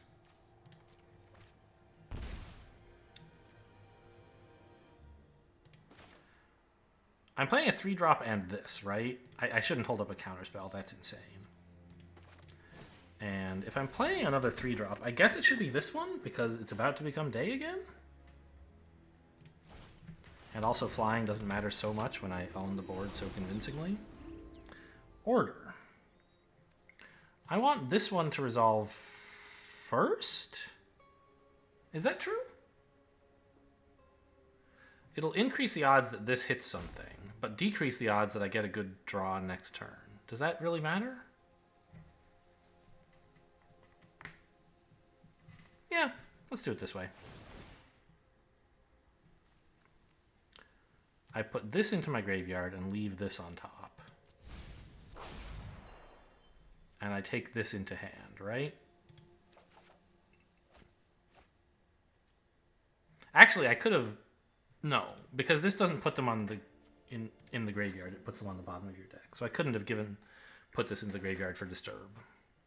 Oh, I could have put it in the graveyard for Disturb with the Celestus Sanctifier, though. That's what I should have done. Well, no, I don't know. Maybe? So attack with the 3/3 and the 3/2, I guess? And then... Or I could attack with everything and have Flare of Faith available if I just wanted to push more damage. But I think playing a 4-mana flyer is fine.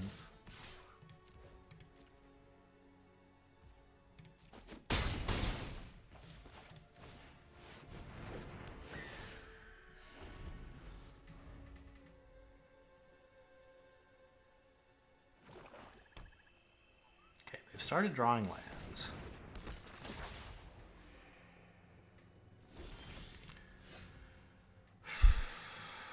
Okay, this is the kind of card that we... Not kind of card, but more the kind of situation where exiling their thing is good, right?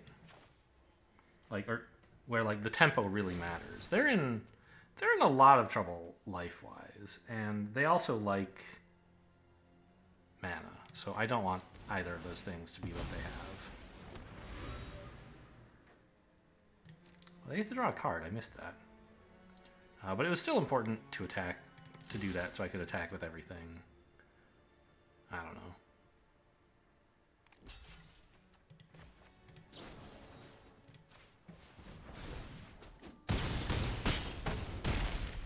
Yeah, see, look at that tempo. They don't, this clue card, it is not, they can't use it. I don't know, I think anything they do, they're pretty much dead, but. Yes, that card was fatefully absent, I would say. Does their cards make some noise when you move over them? Weird. Okay, so this was a nice aggro beatdown. But in fairness, it was against a player who, like, couldn't play anything on turn 2, so... Or turn 3? Turn 2, they played a perfectly good creature. In fact, quite a good creature.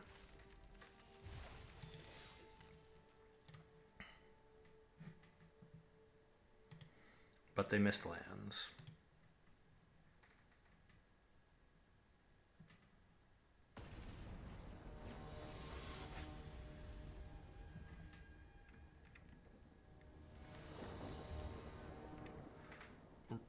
Rubric. This is fine. I don't have a blue to play the Graphkeeper, but... Well... I can't play anything until 3, which is kind of a problem. And this creature that I play on 3 is not even that good as a 3-drop. It wants to be played later. I could maybe mulligan this. This hand almost doesn't do anything until turn like 4. And even then, what it does is not that great.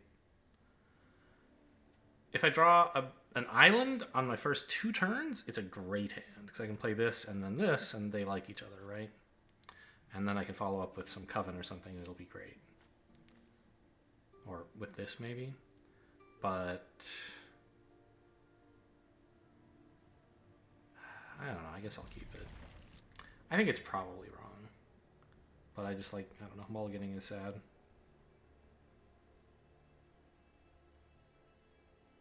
It's always exciting to actually draw the card you wanted. But if I lose this game due to being like color screwed and then out aggroed, it's like clearly because I kept this very slow hand.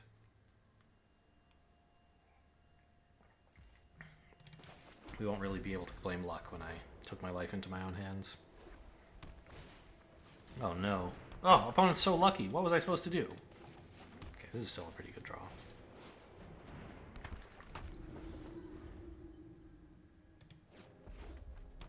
Not good enough to contest. What the hell is this? Oh my god, that's so much text. Okay, but all of it, like, doesn't do anything. It's just like a 2-mana 2/2 that had some optional enters the battlefield abilities that they didn't use. Oh, it's haste as well. Ugh. I guess I could have blocked with this to just get it into the graveyard if I wanted.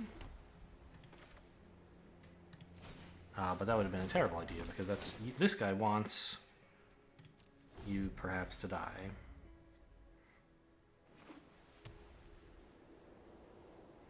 Red-white is going to aggro me down pretty well, obviously. This is the wrong hand, wrong opponent to have kept a slow hand against.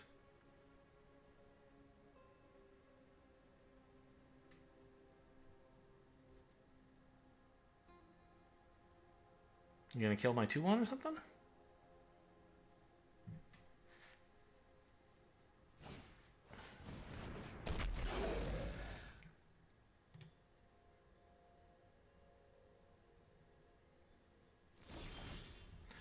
It's blue! We did it.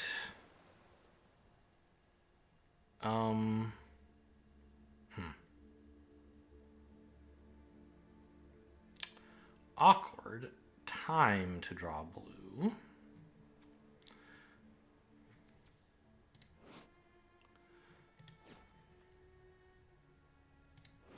I guess a 3/3 first strike is really damn good right now.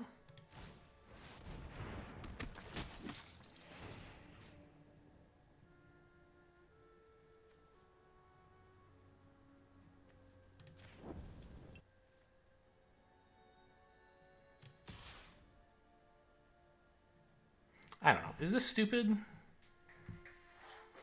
I was thinking, like, a 2-1 double strike actually trades fairly well for anything they have right now. Like, I would love for any of these creatures to trade. And a 2-1 without double strike doesn't do much, which is what it would be if it were blocking. So I'm going to go in for this. I don't know. They're just going to let the damage in, right? What do they care about their life? I think it sucks.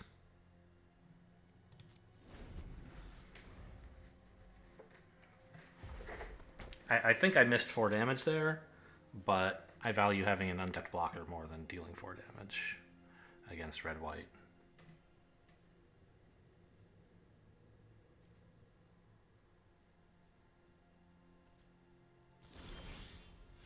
Okay, good.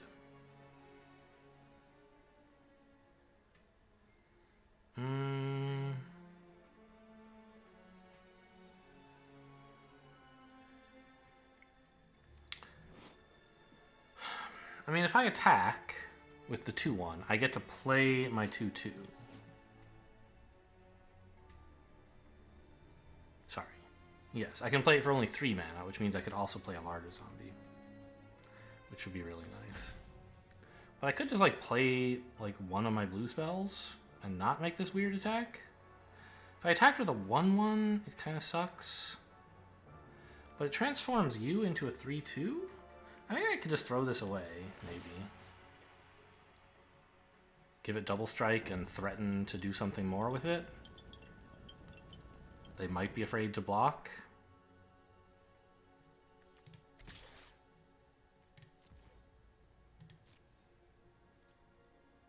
Like, this screams combat trick, right? But joke's on you, I actually didn't have a combat trick. I just had a need to attack with something.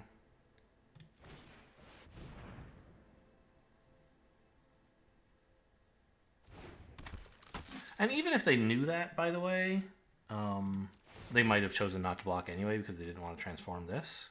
I would just get the creature back. Maybe? I don't know.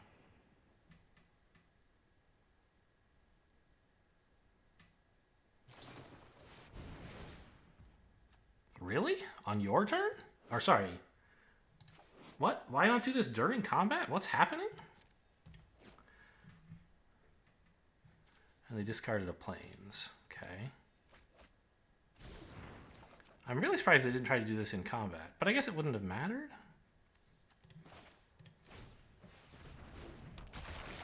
Anyway, we love Larder Zombie. It's such a good card here. The draw effect, or the filtering effect, is nice, but also just like a 1-3 defender is pretty great against red-white.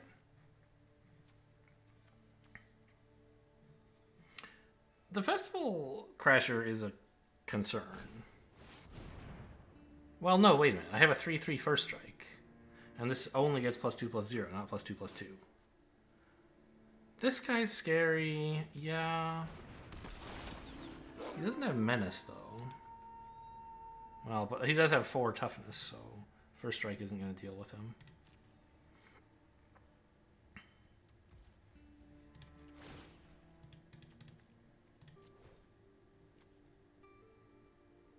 Island's not bad.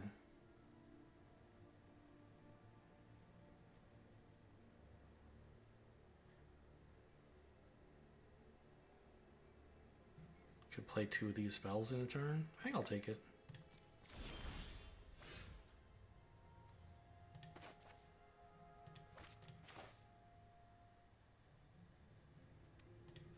Maybe just play both of these?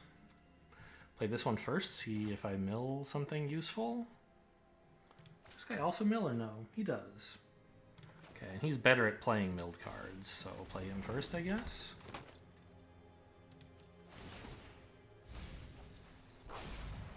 Okay, nothing useful there. Oh, right, this guy doesn't actually mill until he dies.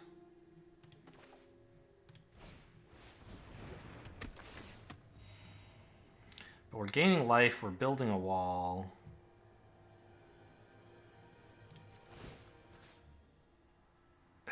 I don't have anything I can attack with anymore, right? Not into this 3-4. I could give you double strike, I guess? Or you, maybe. Yeah, you. Because attacking with a 2/2 double strike, they don't have a lot of good options.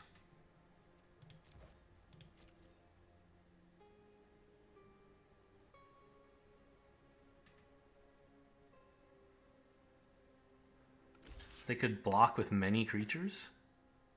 What the hell is this? Oh, you just want it to be disturbed? Oh yeah, I guess I forgot that's a thing. So it becomes a 2/1 flyer. That's fine, I guess. But maybe I shouldn't have allowed it.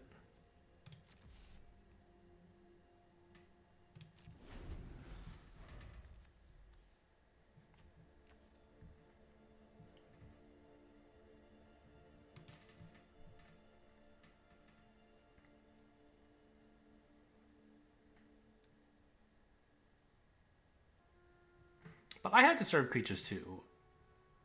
And if they let any of my creatures die, I can just play another flyer and be totally fine. And I can give them double strike before they attack. So they are real threats to deal with. Okay, sure. Discarding Sanctifier, alright. Makes sense in red-white.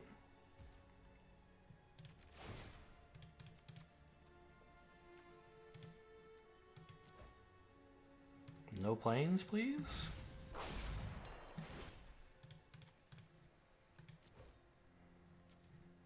Fateful Absence is really good.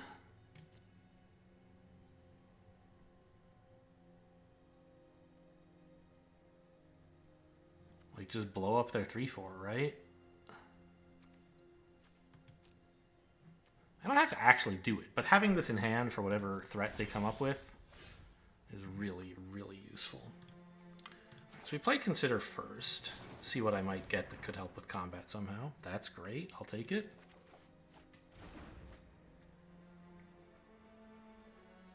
Attack with everything? That can't be right. But what if it were? I have, like, 2 combat tricks, right? Or, well, I could kill this thing and then attack with everything. Yeah. Let's do that.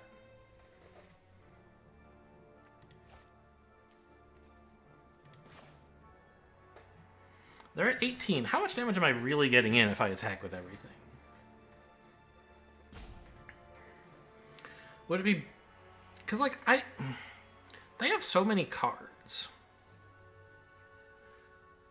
Like, in the long game, I think they're going to come back.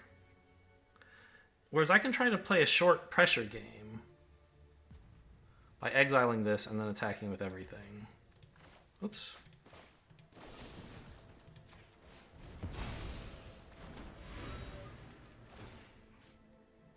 And I give you double strike?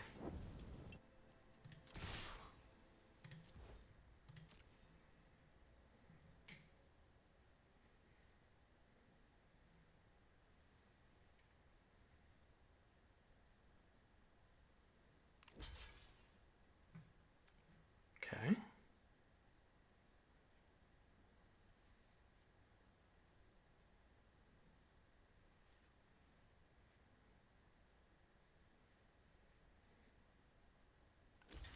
Okay, this is great for me. I can keep either one of these alive. How much damage am I getting in? 5, 6, 10. Okay, no.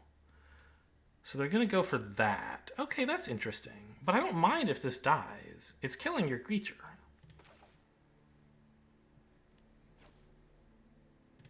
So I want to keep this alive, though.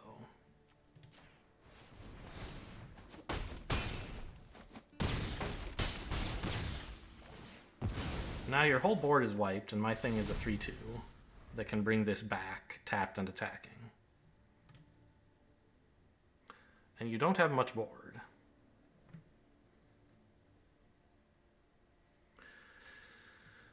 I don't know.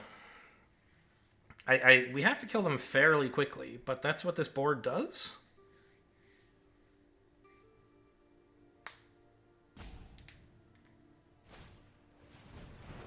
Sure.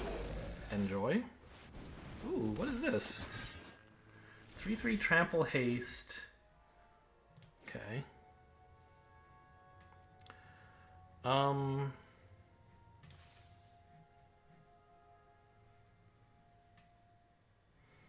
So I can attack with the 3/2 without giving it first strike.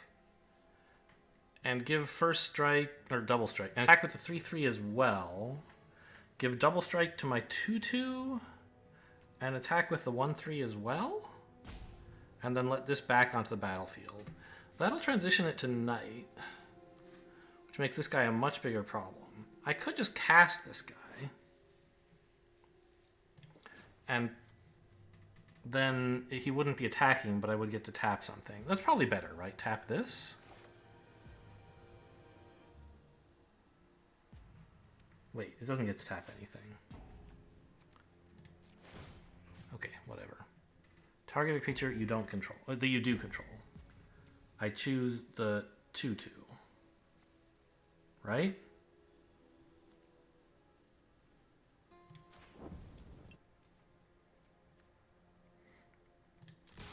And I attack with everything except you.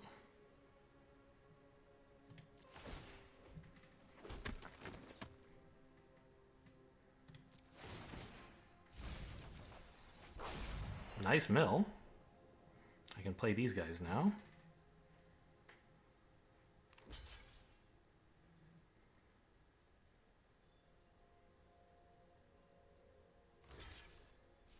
Or play this and this, I'm not sure. I would love it if you killed your 3/3. I lose my 3/2, which is a very valuable card. But, I don't know. I mean, it seems to me like you're in the soup, right? I hope so.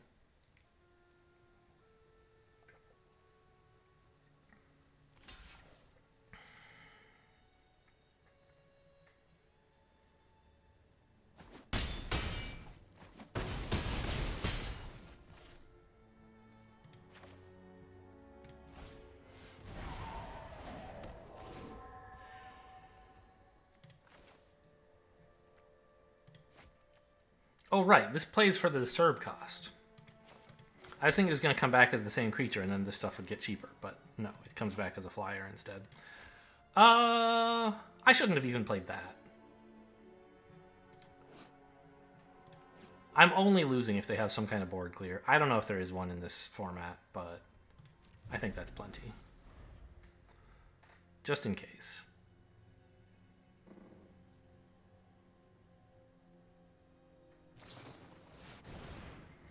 Burn the Accursed is not going to do it.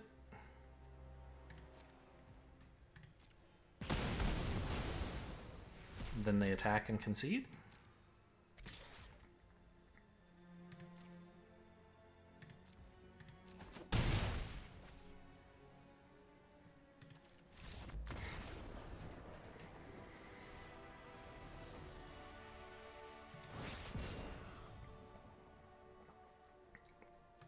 I don't totally understand like how we got from they were applying pressure with a 1/1 and a 2/2 like when I couldn't play any cards to oh, they just like can't do anything and I'm killing them. What exactly made that change happen?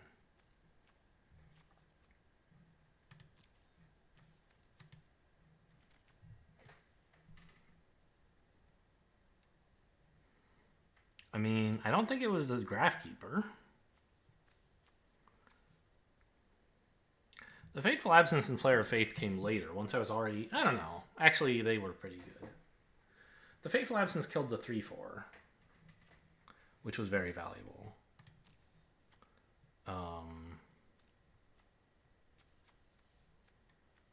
But I think it was the Double Strike Giver, really, that won this game again. I should learn its name, at least. Dual...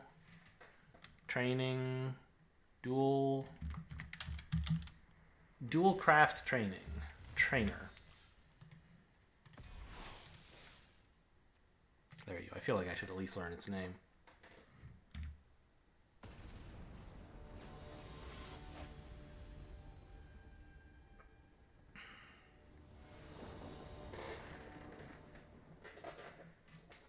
Oh, look at that. I was just looking at the draft pick order, and Sunrise Cavalier, the 3/3 thing they played before I killed them, is really close to Dual Craft Trainer in the pick order list. This hand is fine. It's nothing amazing, but I can play a 2-drop and hopefully a Great 3, but I need another Plains first.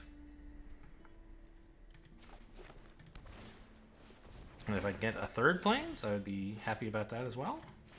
Picking up a 1-drop is really a big improvement.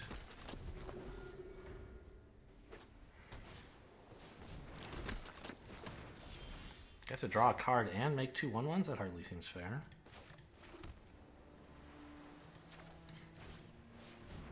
The Silver Bolt is going to make my 3/3 a lot worse, because I expect they'll want to just kill it. But then I get, like, you know, this, which is fine. Or if they really want to go nuts, they can kill something now, like kill my 1/1. I don't think that's a good idea. But if they have nothing better to do, maybe. I don't know. If I do this, can they see me looking at their cards? I know if the cards are visible to me, they can see that. Well, I didn't draw a second white, so I guess I'm just playing this guy.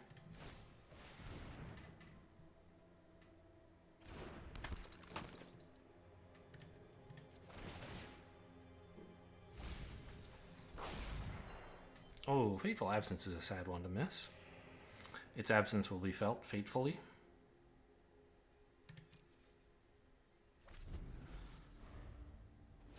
They could attack with 1/1s. I don't think I would be blocking. Oh, what are you? You like to gain life.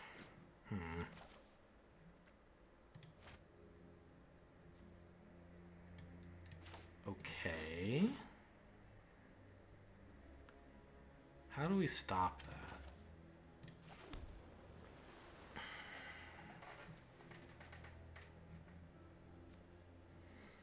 I can attack with the 2/1 to give me something else to play. And also the 1/1, I guess, actually? Because this guy makes it really cheap to get them back? Yeah, let's do that. These guys are going in.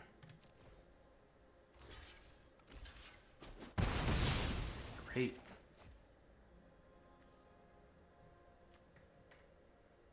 This is not... He doesn't make it cheaper. That's a different card. Okay, but we get to play the Search Party Captain, which was part of the fun.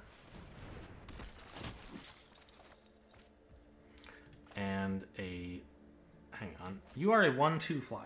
Yes, it's just very confusing when I pick him up and he looks like this, but that's not how I'm going to play him. Anyway, a flyer is going to make it a lot harder for them to activate Sigardia's summon, Splendor. I mean, I don't know. So also is having creatures on the board.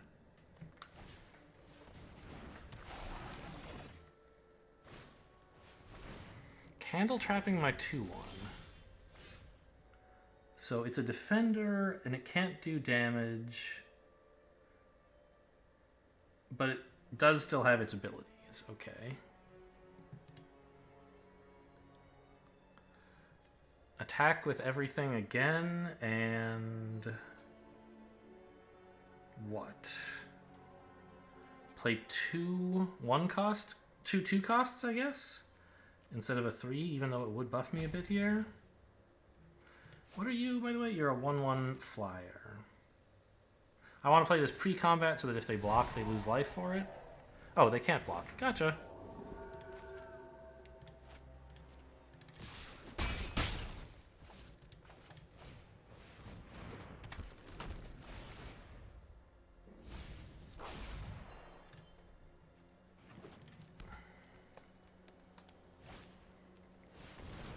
Ooh, I don't like that. What did you do? You exiled something? Oh, Fateful Absence, sure. Silver Bolt is a great pickup right now.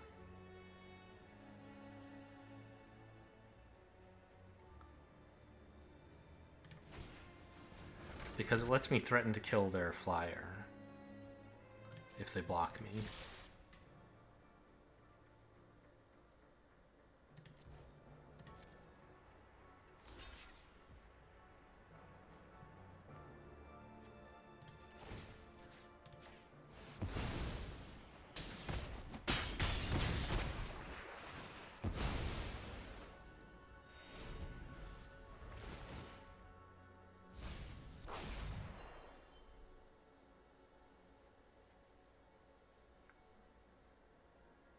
We don't have a ton of damage, but it is kind of tough for them to deal with.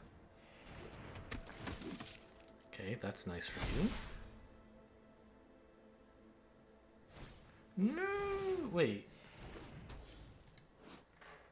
Why the one that doesn't fly? I'm a little confused about that.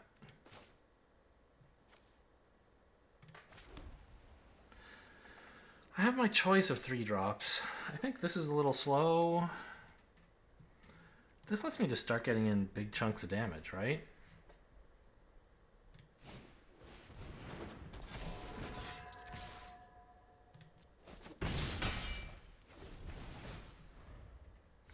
Oh, because they wanted to use the silver bolt to take one of these out. That's why they trapped this one. I guess it kind of like kills a 2-1 and also a 1-2 flyer. What the hell was that? You silver bolted... Yeah, the Geist, of course.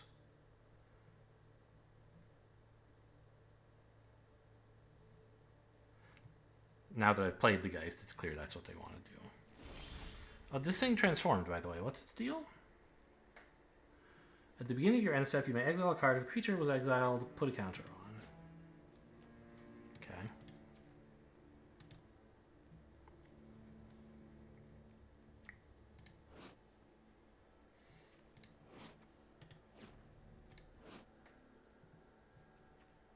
So I don't really want to put stuff into my graveyard that much because they... Well, it's only at their end step. I can still use it to play disturbed cards. I guess we attack with everything first. And it's just like, I play this, and what?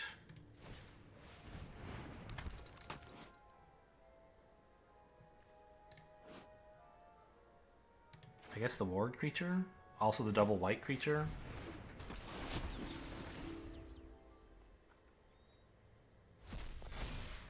This thing's getting scary. But I have a bunch of crummy creatures that can block, and then... Well, I guess you could exile them. Yeah, you can start attacking for a lot, but I'm at 24. I think I'll be alright. Still not attacking. Ooh, and it's nighttime now. Give me that. Larger Zombie is great right now. Plains is better. But actually, both is the best? Attack with all the flyers, and I guess the 1-3? No. I'm not ready to play it yet. I shouldn't kill it until I'm ready to play it, because otherwise they'll just eat it.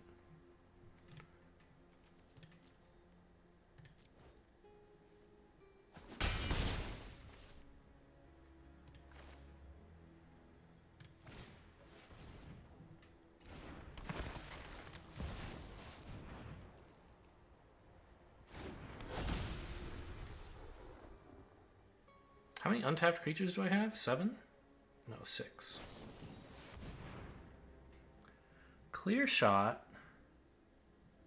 Targeting what? Ah, targeting this. That makes sense. Not much I can do about it, but I will tap some stuff.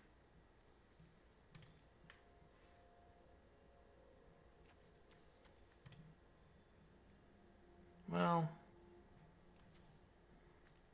I should tap the larger zombie, right? Because the things I want to block with are the ones with Disturbed. And the ones with Candle Trap. No, because they can kill those. This looks okay.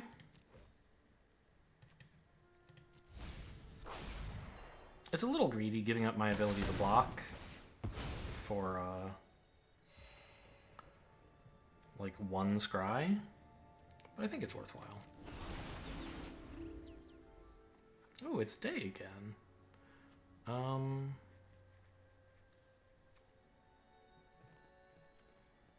not going to be casting a lot of spells from my graveyard because they're going to be eating them. I think I'll just take this creature.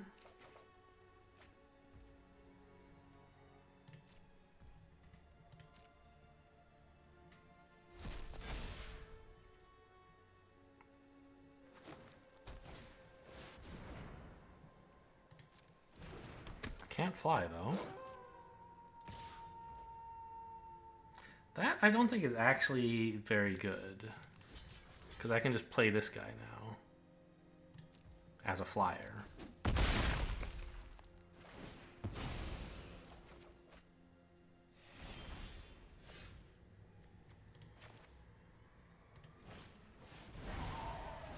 Play this before anything weird can happen. Oh, did I forget to... Oh, I didn't have 3 untapped creatures because they attacked. Got it.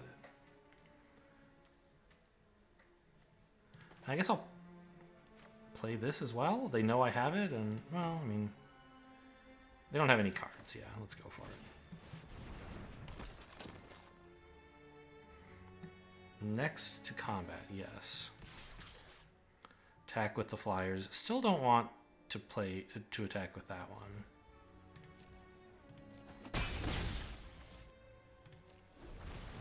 But I don't know. What were they supposed to do? Not attack? That wasn't working out either. Man, I had a lot of dead creatures, huh? What was that last one? Was it the Enduring Angel, maybe? Probably. Yeah, it just died after all. That makes sense.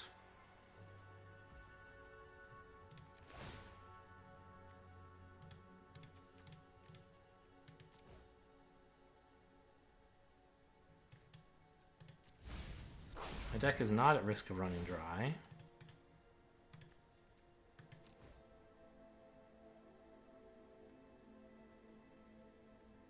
So I'm not at all worried about discarding lands.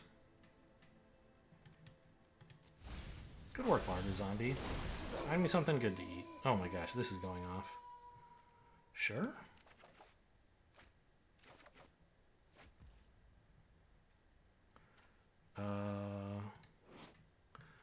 No need to play anything right now. Just attack for 5. Actually, hang on. What do I have on the ground? I only have 3 attackers, so I would get in 0 damage if I attacked. 0 extra damage if I attacked with stuff on the ground. Flash and reach. Okay, that's cool. You can start killing my 1 attack, my 1 power dudes. That's going to flip this, though. Oh, no, you're going to kill the big one and just trade, huh? Interesting.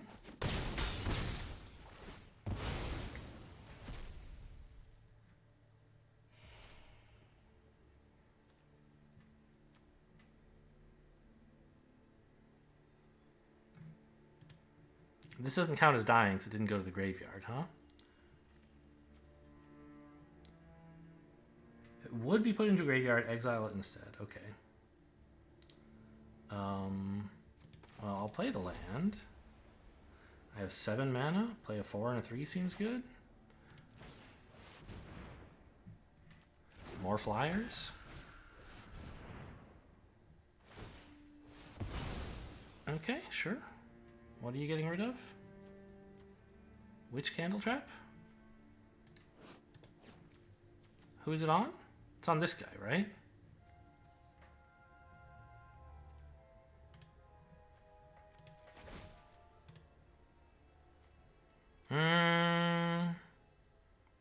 I don't want to tap 2 things right now. 3 things right now. I'm just going to let that resolve. I don't need to draw as much as I need to have blockers.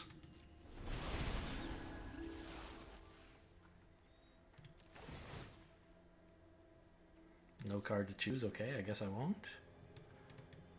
Discard 1 of the 2 islands, I guess.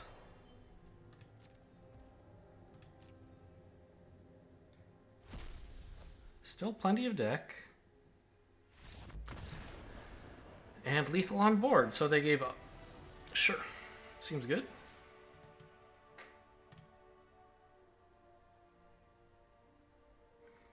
Platinum tier 4. I don't think this is my main account. I mean, I don't know. I play these days. I mean, like I play them all the same amount in draft. It's just like there's 1 account using like my real email address and 2 accounts using my throwaway email addresses. This is one of the throwaways, and so it has like fewer cards in it for constructed play. But I don't know. I guess for draft they should all be ranked roughly the same.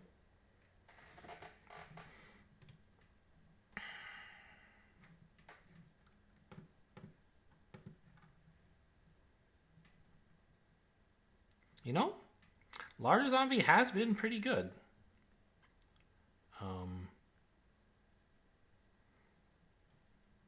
I don't think I really want to run a second one. I mean, the deck's doing fine. It's 6-1. We could tweak it, but I think it's fair to say like it's doing fine, and we don't need to. But like, if I were going to, would I put in another large zombie? I don't think so. This hand is disgustingly great. A 1, a 2, and then on 3 I can do like a million things.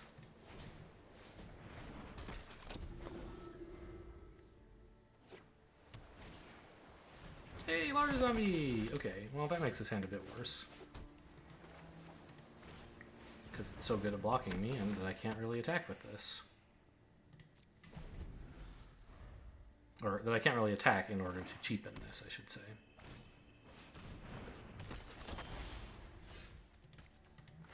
And yet, we drew a perfect curve out anyway.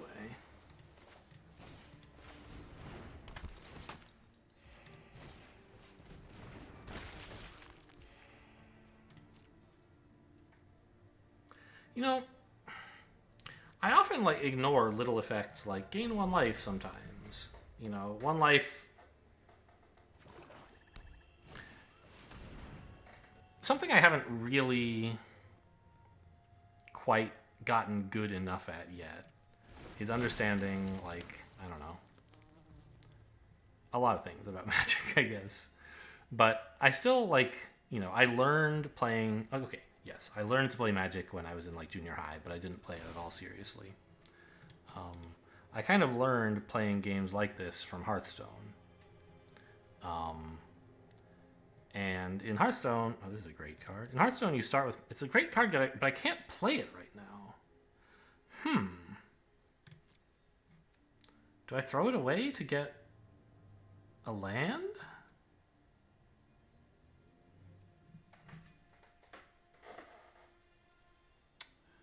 I don't think so. I think it's fine to draw this and play nothing on 3. I should hit a land pretty soon because I have the larger zombie. Anyway, I learned like from Hearthstone, and in Hearthstone, for one thing, you have like a lot less. You have more life. You start with 30, right? And the creatures tend to be bigger, and the game ends like a lot faster because, one of Magic's kind of designing themes is complicated board states, and often that means static board states. Whereas in Hearthstone, it's much more dynamic. You can push damage through a lot more easily. I don't know. And so that might make you think that I should say, oh, 1 life doesn't matter that much. Like, it should matter more because, damage can be pushed through easily. But also trades can be pushed through more easily.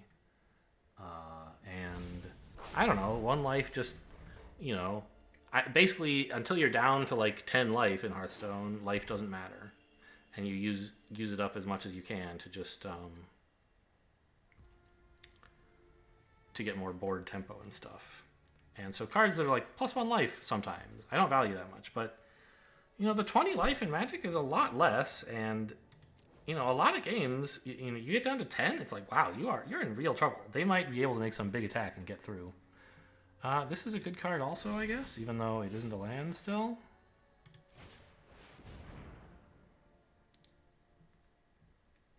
And like just having 25 instead of 20, that's a huge deal. I guess in Hearthstone, the problem is more that a lot of games are decided by just having complete control of the board, so that your opponent's life total doesn't matter at all. And that happens in Magic, but not as much, it seems to me. Not in Draft, anyway.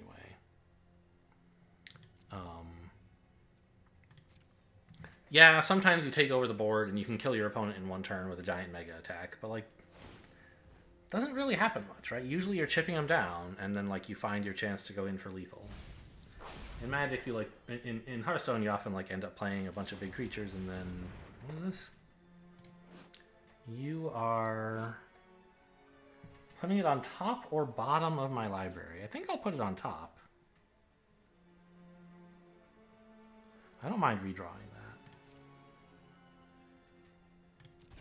Even if it means I'm still on 3 mana.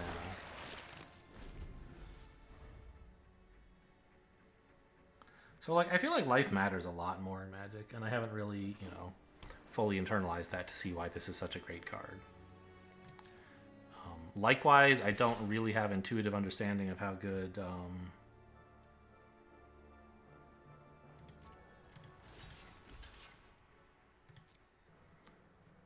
you know, various stat lines are for various costs. Sure.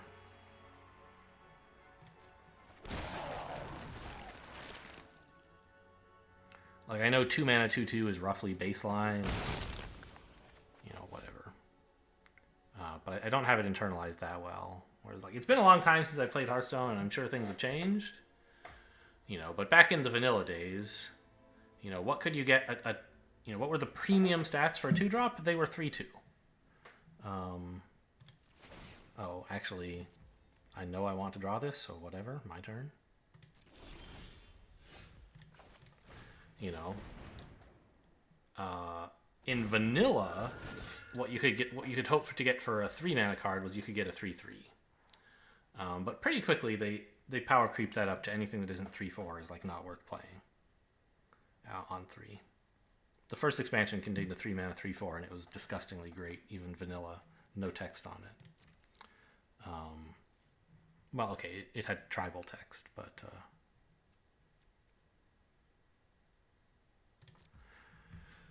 nothing that really mattered.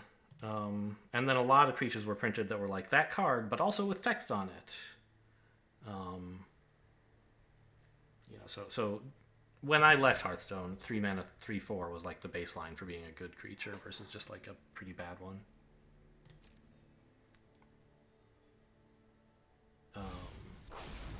And in Magic, like, I look at a 3 mana 3/2 and I'm like, really? That's good? But because trades are harder to engineer in Magic, like, even a small amount of stats makes a much bigger difference than in Hearthstone.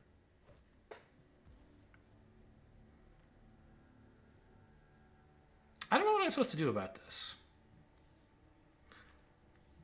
I'd like to double block with the Castaway, but there's nothing else I can block with that would actually kill it. So I guess I just wait until I can play this guy and like double block with him, maybe? Why does he only cost 1? Do I have something out to make stuff cheaper? This guy, yes.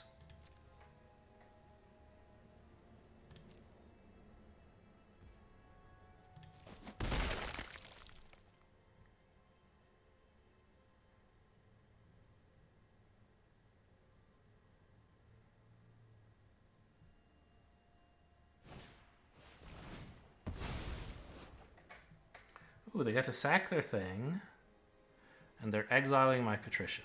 Okay, well, fair enough. You got me. This game isn't going great, but it's going fine, I think.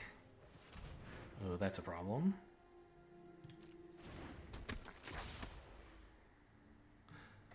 But like, I just need to start drawing lands, and I have the tools to do that.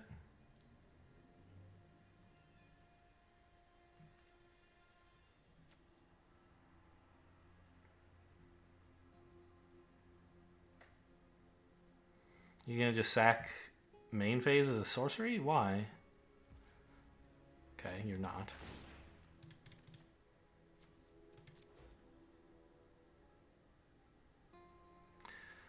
Oh, I mean, I can actually play that together with this to start gaining a lot of life. I'm gonna keep it.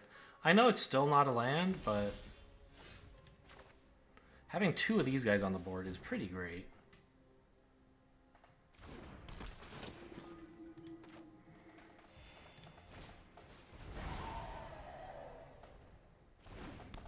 It's gonna buy me a lot of time that I can just like let some of their stuff attack me.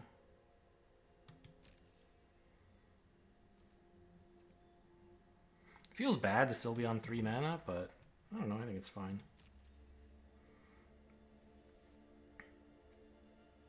The bigger problem is that they're about to have a 4/4 in addition to the 2/2 Death Touch.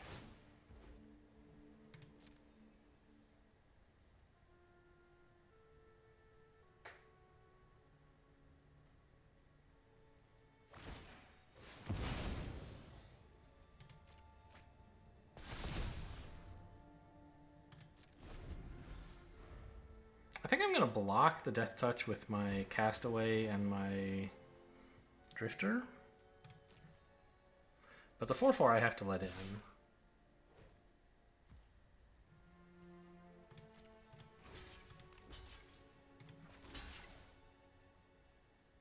I don't mind the castaway being killed. Like, he's gonna get to do some cool stuff eventually. Even just killing him is an accomplishment.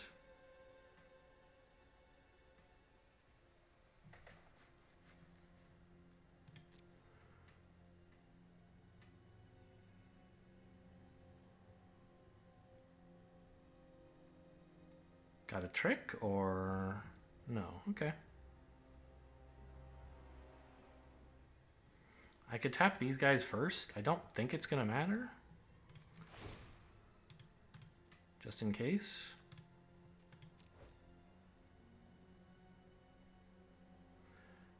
I can't play that.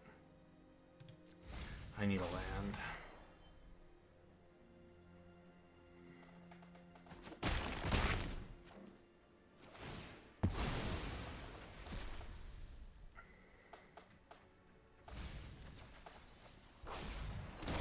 Mill the plains, and also another disturbed creature, I guess?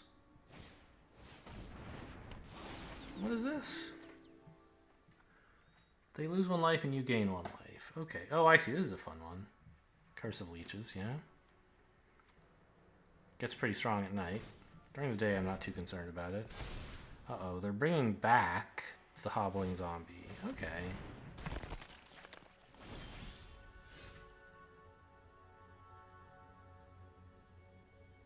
Hang on, did I? Oh no, I couldn't use this guy. That's right. Okay. I didn't forget to use him. It just was not possible.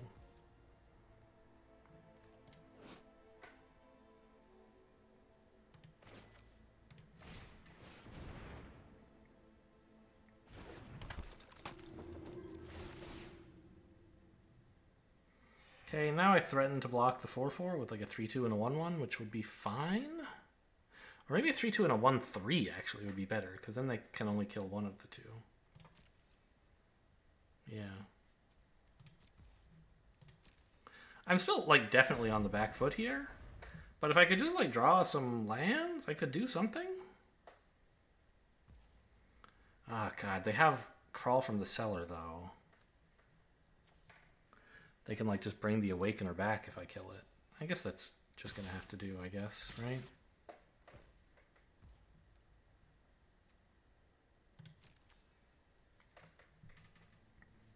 I mean, I don't know. I could take 6 damage. Am I in that big a hurry to, like... I can make this play later. But how often is it going to become night anytime soon? I guess opponent might do it right away. Yeah, I think I'm going to not make this trade yet. Or not trade. I mean, yeah, it's a trade. I can trade these two if they have nothing. But if I do, they can just, like, replay this and keep attacking with it. So... yeah, see, they're making it night, which is a good reason to keep this guy alive and make the trade later. I'm putting that on top.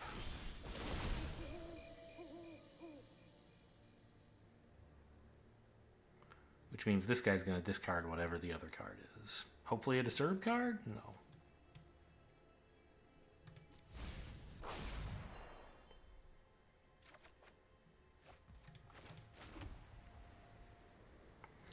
Now, if I get something double strike in... does that matter? Or would I rather just draw a card?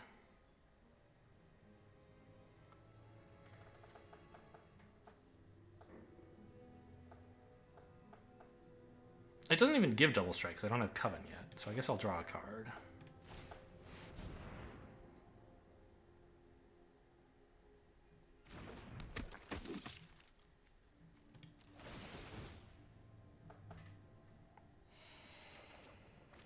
Okay, another Plains is honestly fantastic. All right, it turns on the Enduring Angel. Or even just the Castaway. Castigator? Whatever he's called when he's transformed. Things are opening up, despite me still being on the back foot. You know, definitely opponent's board is way better than mine. But I have some pretty cool stuff back here that I can do eventually, maybe someday. I probably should not run out the Angel just yet. A 3/3 double strike is not actually that amazing against this board. And I want to, like, lure out whatever kill spells they have.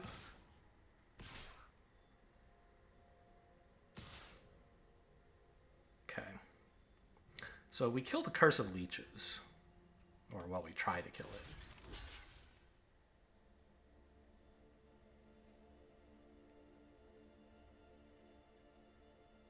Because that's the one they can't dig back up. It's not a creature. It's an enchantment. So Crawl from the Cellar can't pick it up.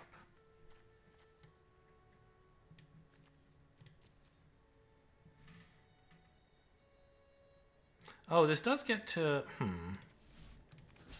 Right, it's supposed to be like that.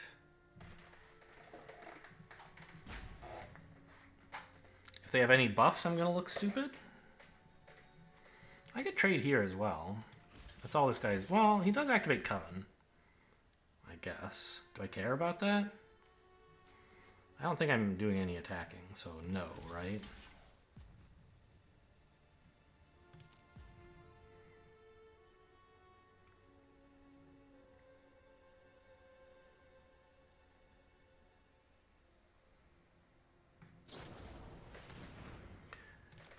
Okay, Midnight Ambush there is sad, but not hugely surprising.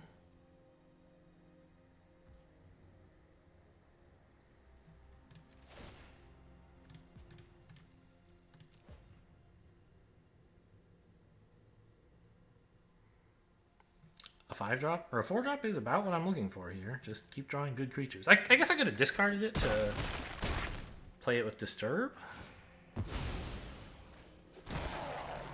I don't know. Being able to play it twice is kind of cool, and I don't know. What else could I draw? I guess yeah. I'm starting to worry that they have too much stuff. The fact that they get to keep the leeches is really bad.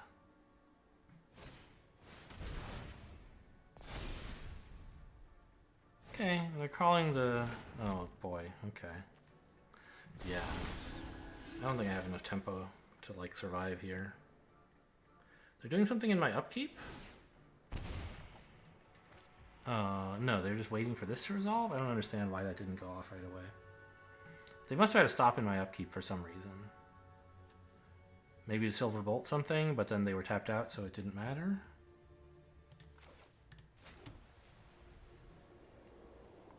Alright, I mean, I can play a 3/4, I guess?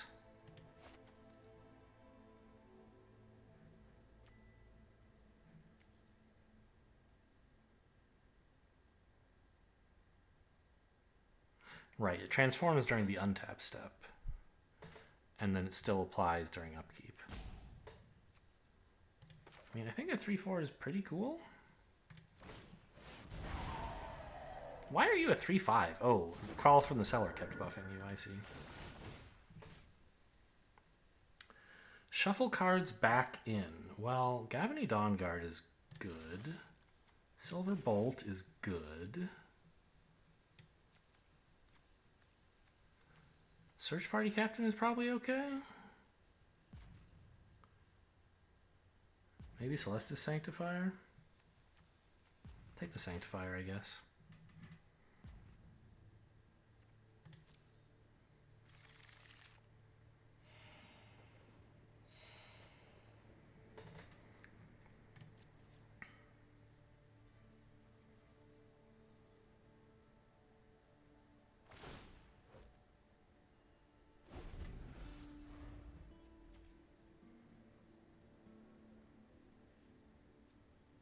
I'll double block if they attack with the 4/4, I think.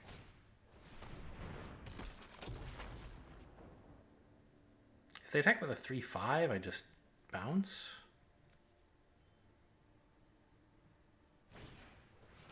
Oh!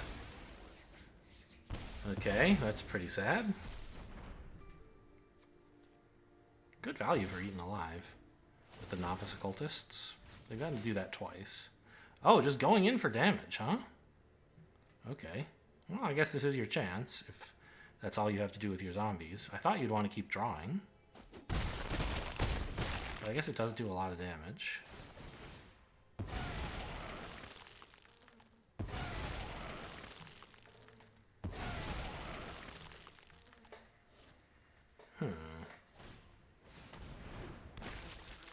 So I can't just play out the Enduring Angel. I'll die.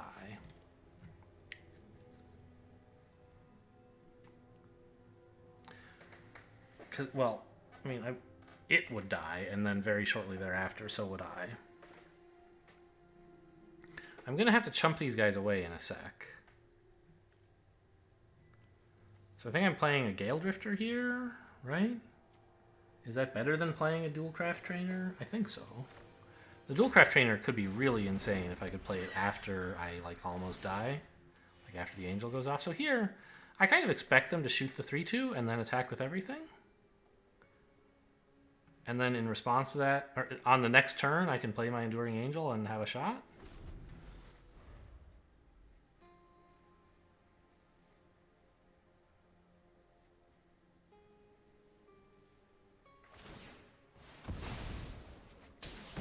Actually, do I even have to double block here? I was thinking I would, but maybe I don't.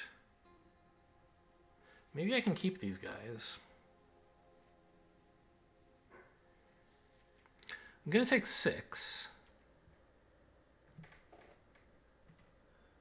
Ah, this would kill me at the beginning of my turn.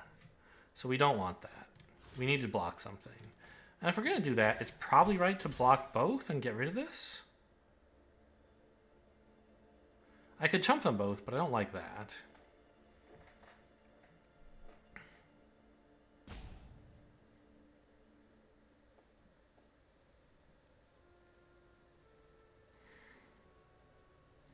What if I just chump one of them? Then I'll have more life to gain for this to double, would be the idea, right? I could still have one on board. Yeah, I don't care about this Death Touch, actually. I want to have a chumper available and a life gainer. Why did I just block that one instead of this? Good question. I got confused by the timer running out. If I was going to chump, it should have been this one, obviously. Turns out it didn't matter. Well, it did matter. I lost 2 life for no reason. But we have the Enduring Angel here, and they're pretty all in. So maybe I can do something with this.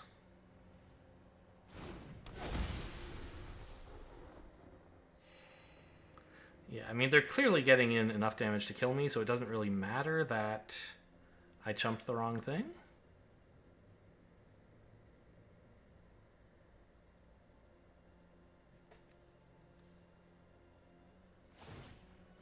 Ah, this is going to leech me, though, isn't it? Well, maybe not. If they play no spells, it actually won't get to... No. Are you kidding me? Okay, well, fair enough. I mean, sure. There were a lot of ways I could have died this game. That was one of them. They top-decked something, like, you know, I was hanging on to that for 100 years, and I finally played it when it gave me a chance to maybe not die, and then they top-decked the right thing to deal with it. But, you know, if they hadn't top-decked it, I was still in bad shape.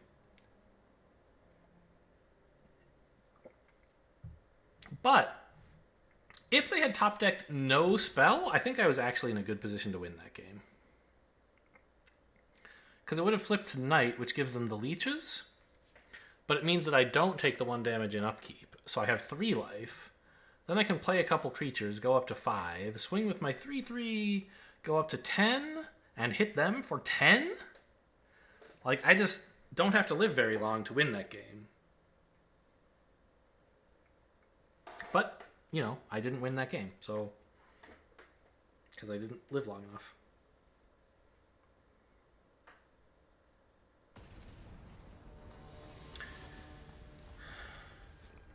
I didn't have enough land, like, all match. More would have been nice.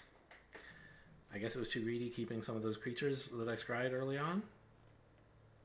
But I don't know, they were still good.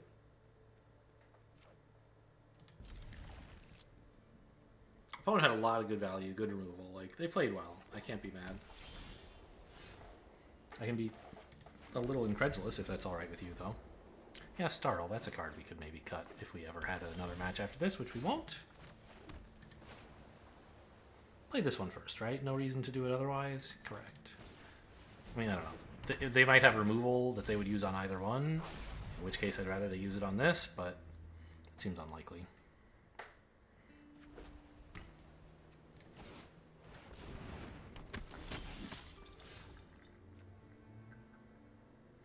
What am I playing for 3? I don't know. A creature?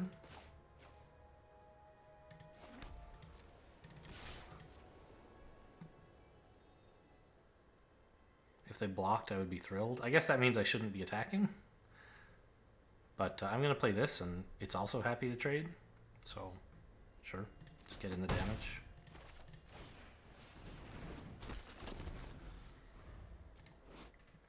Coven is lifelink. Right.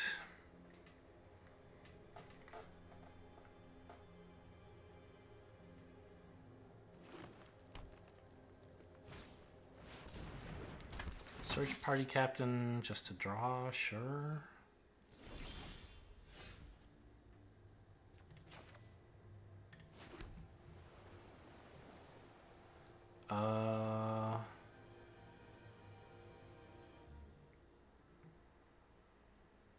If I attack with a creature, they won't block, but they'll be able to attack back if they want. I just don't think they'll want to. So attack with, like, this one?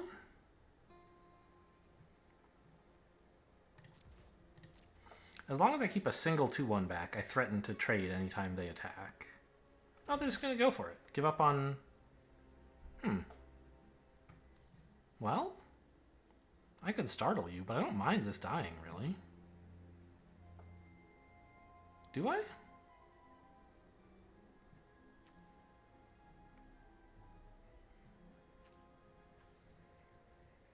I don't know, I guess I like drawing a card.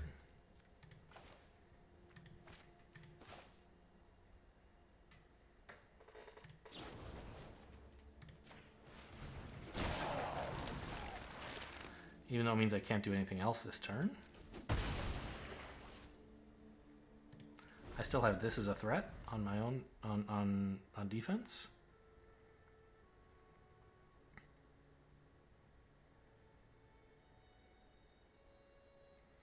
I'm unlikely to want to use it. I'm happy enough to just trade. But if they try to remove my thing or like combat trick me, then I'll play this in response. Candle Trap. Well, okay, it doesn't work in that case. I kind of hate this. And it exiles it.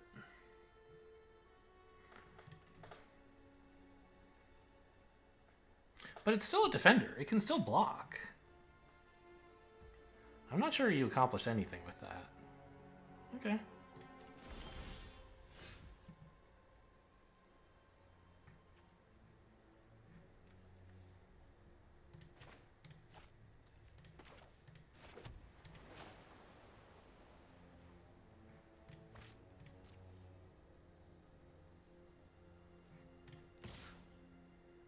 No reason to attack with the zombie.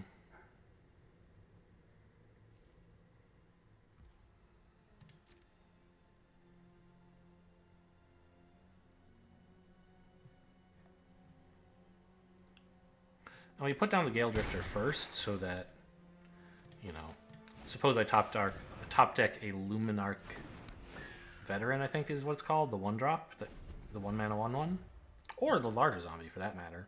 Then I can play that and play this and have Coven go off and this attack. If I play this first, it doesn't work out because I don't have anything I want to double strike and attack with.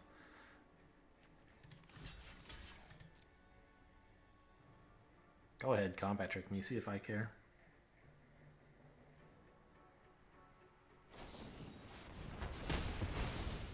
Oh, that's cute.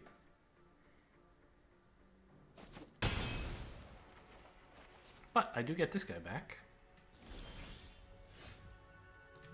Oh, what a beautiful draw.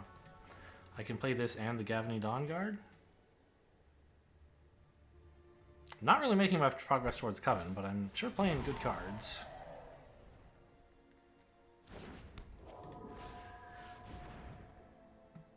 Oh, should I have attacked first? I guess technically yes. But it's unlikely to matter that I'm tapped out when they can't even block. If they have some removal spell for this and they can be like, oh, now he's tapped out so he can't respond by buffing it or whatever. Like, sure. I guess in that case, yeah, it was better to attack before playing these, but it just usually isn't a big deal in a case like that. But still, I should be better. That's something I generally try to be careful about. Yeah, come on in. I mean, if you're not going to block with it, yeah, sure, you might as well attack. So I have 2s and 3s. I don't have any 1s. I could go a bit mental and play this pre-combat.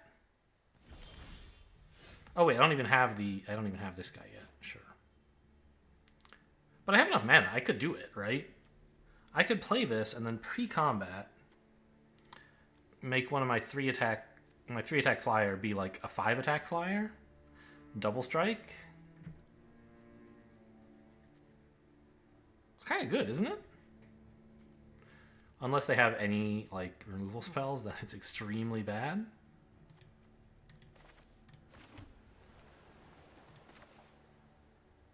I don't think we need to be so aggressive.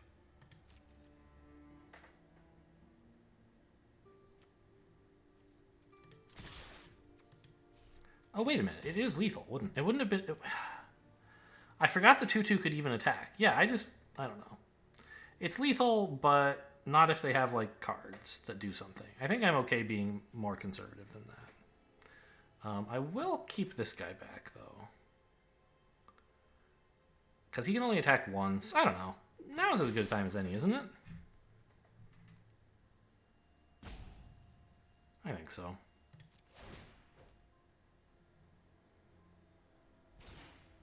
I mean, you know, Larder Zombie might show up and I might be embarrassed, but...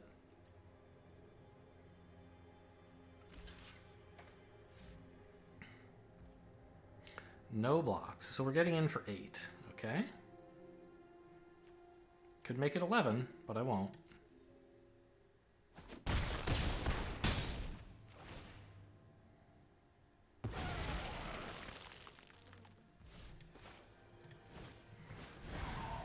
Run out another flyer.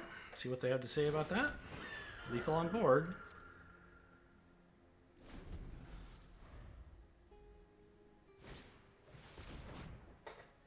That doesn't do anything. All right, we made it to 7. Kind of a surprise to me. I didn't think this deck was particularly good when I was drafting it. But I guess we have one bomb rare that won a game.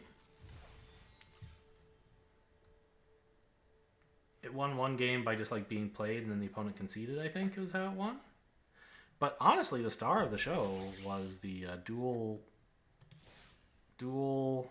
craft trainer. See, I remembered your name. Dual craft trainer, yeah. Huh. And just like having some flyers to go with that. Who knew? The Dawnguard did a good job in several games. Survivor was fine. Fateful Absence was bananas like multiple times, so I guess I agree with its assessment now. Beto Ganglers were meh. Startle was pretty bad. Worst card in the deck for sure. Consider was probably better than that, yeah. But Consider and Flare of Faith were probably like the 2 other worst cards after Startle. Okay, well, I mean, cool deck. We'll save it, I guess. There you go. And collect our prizes. Woo, look at all that money. Anyway, I hope you guys enjoyed. Thanks for watching, and I'll see you next time.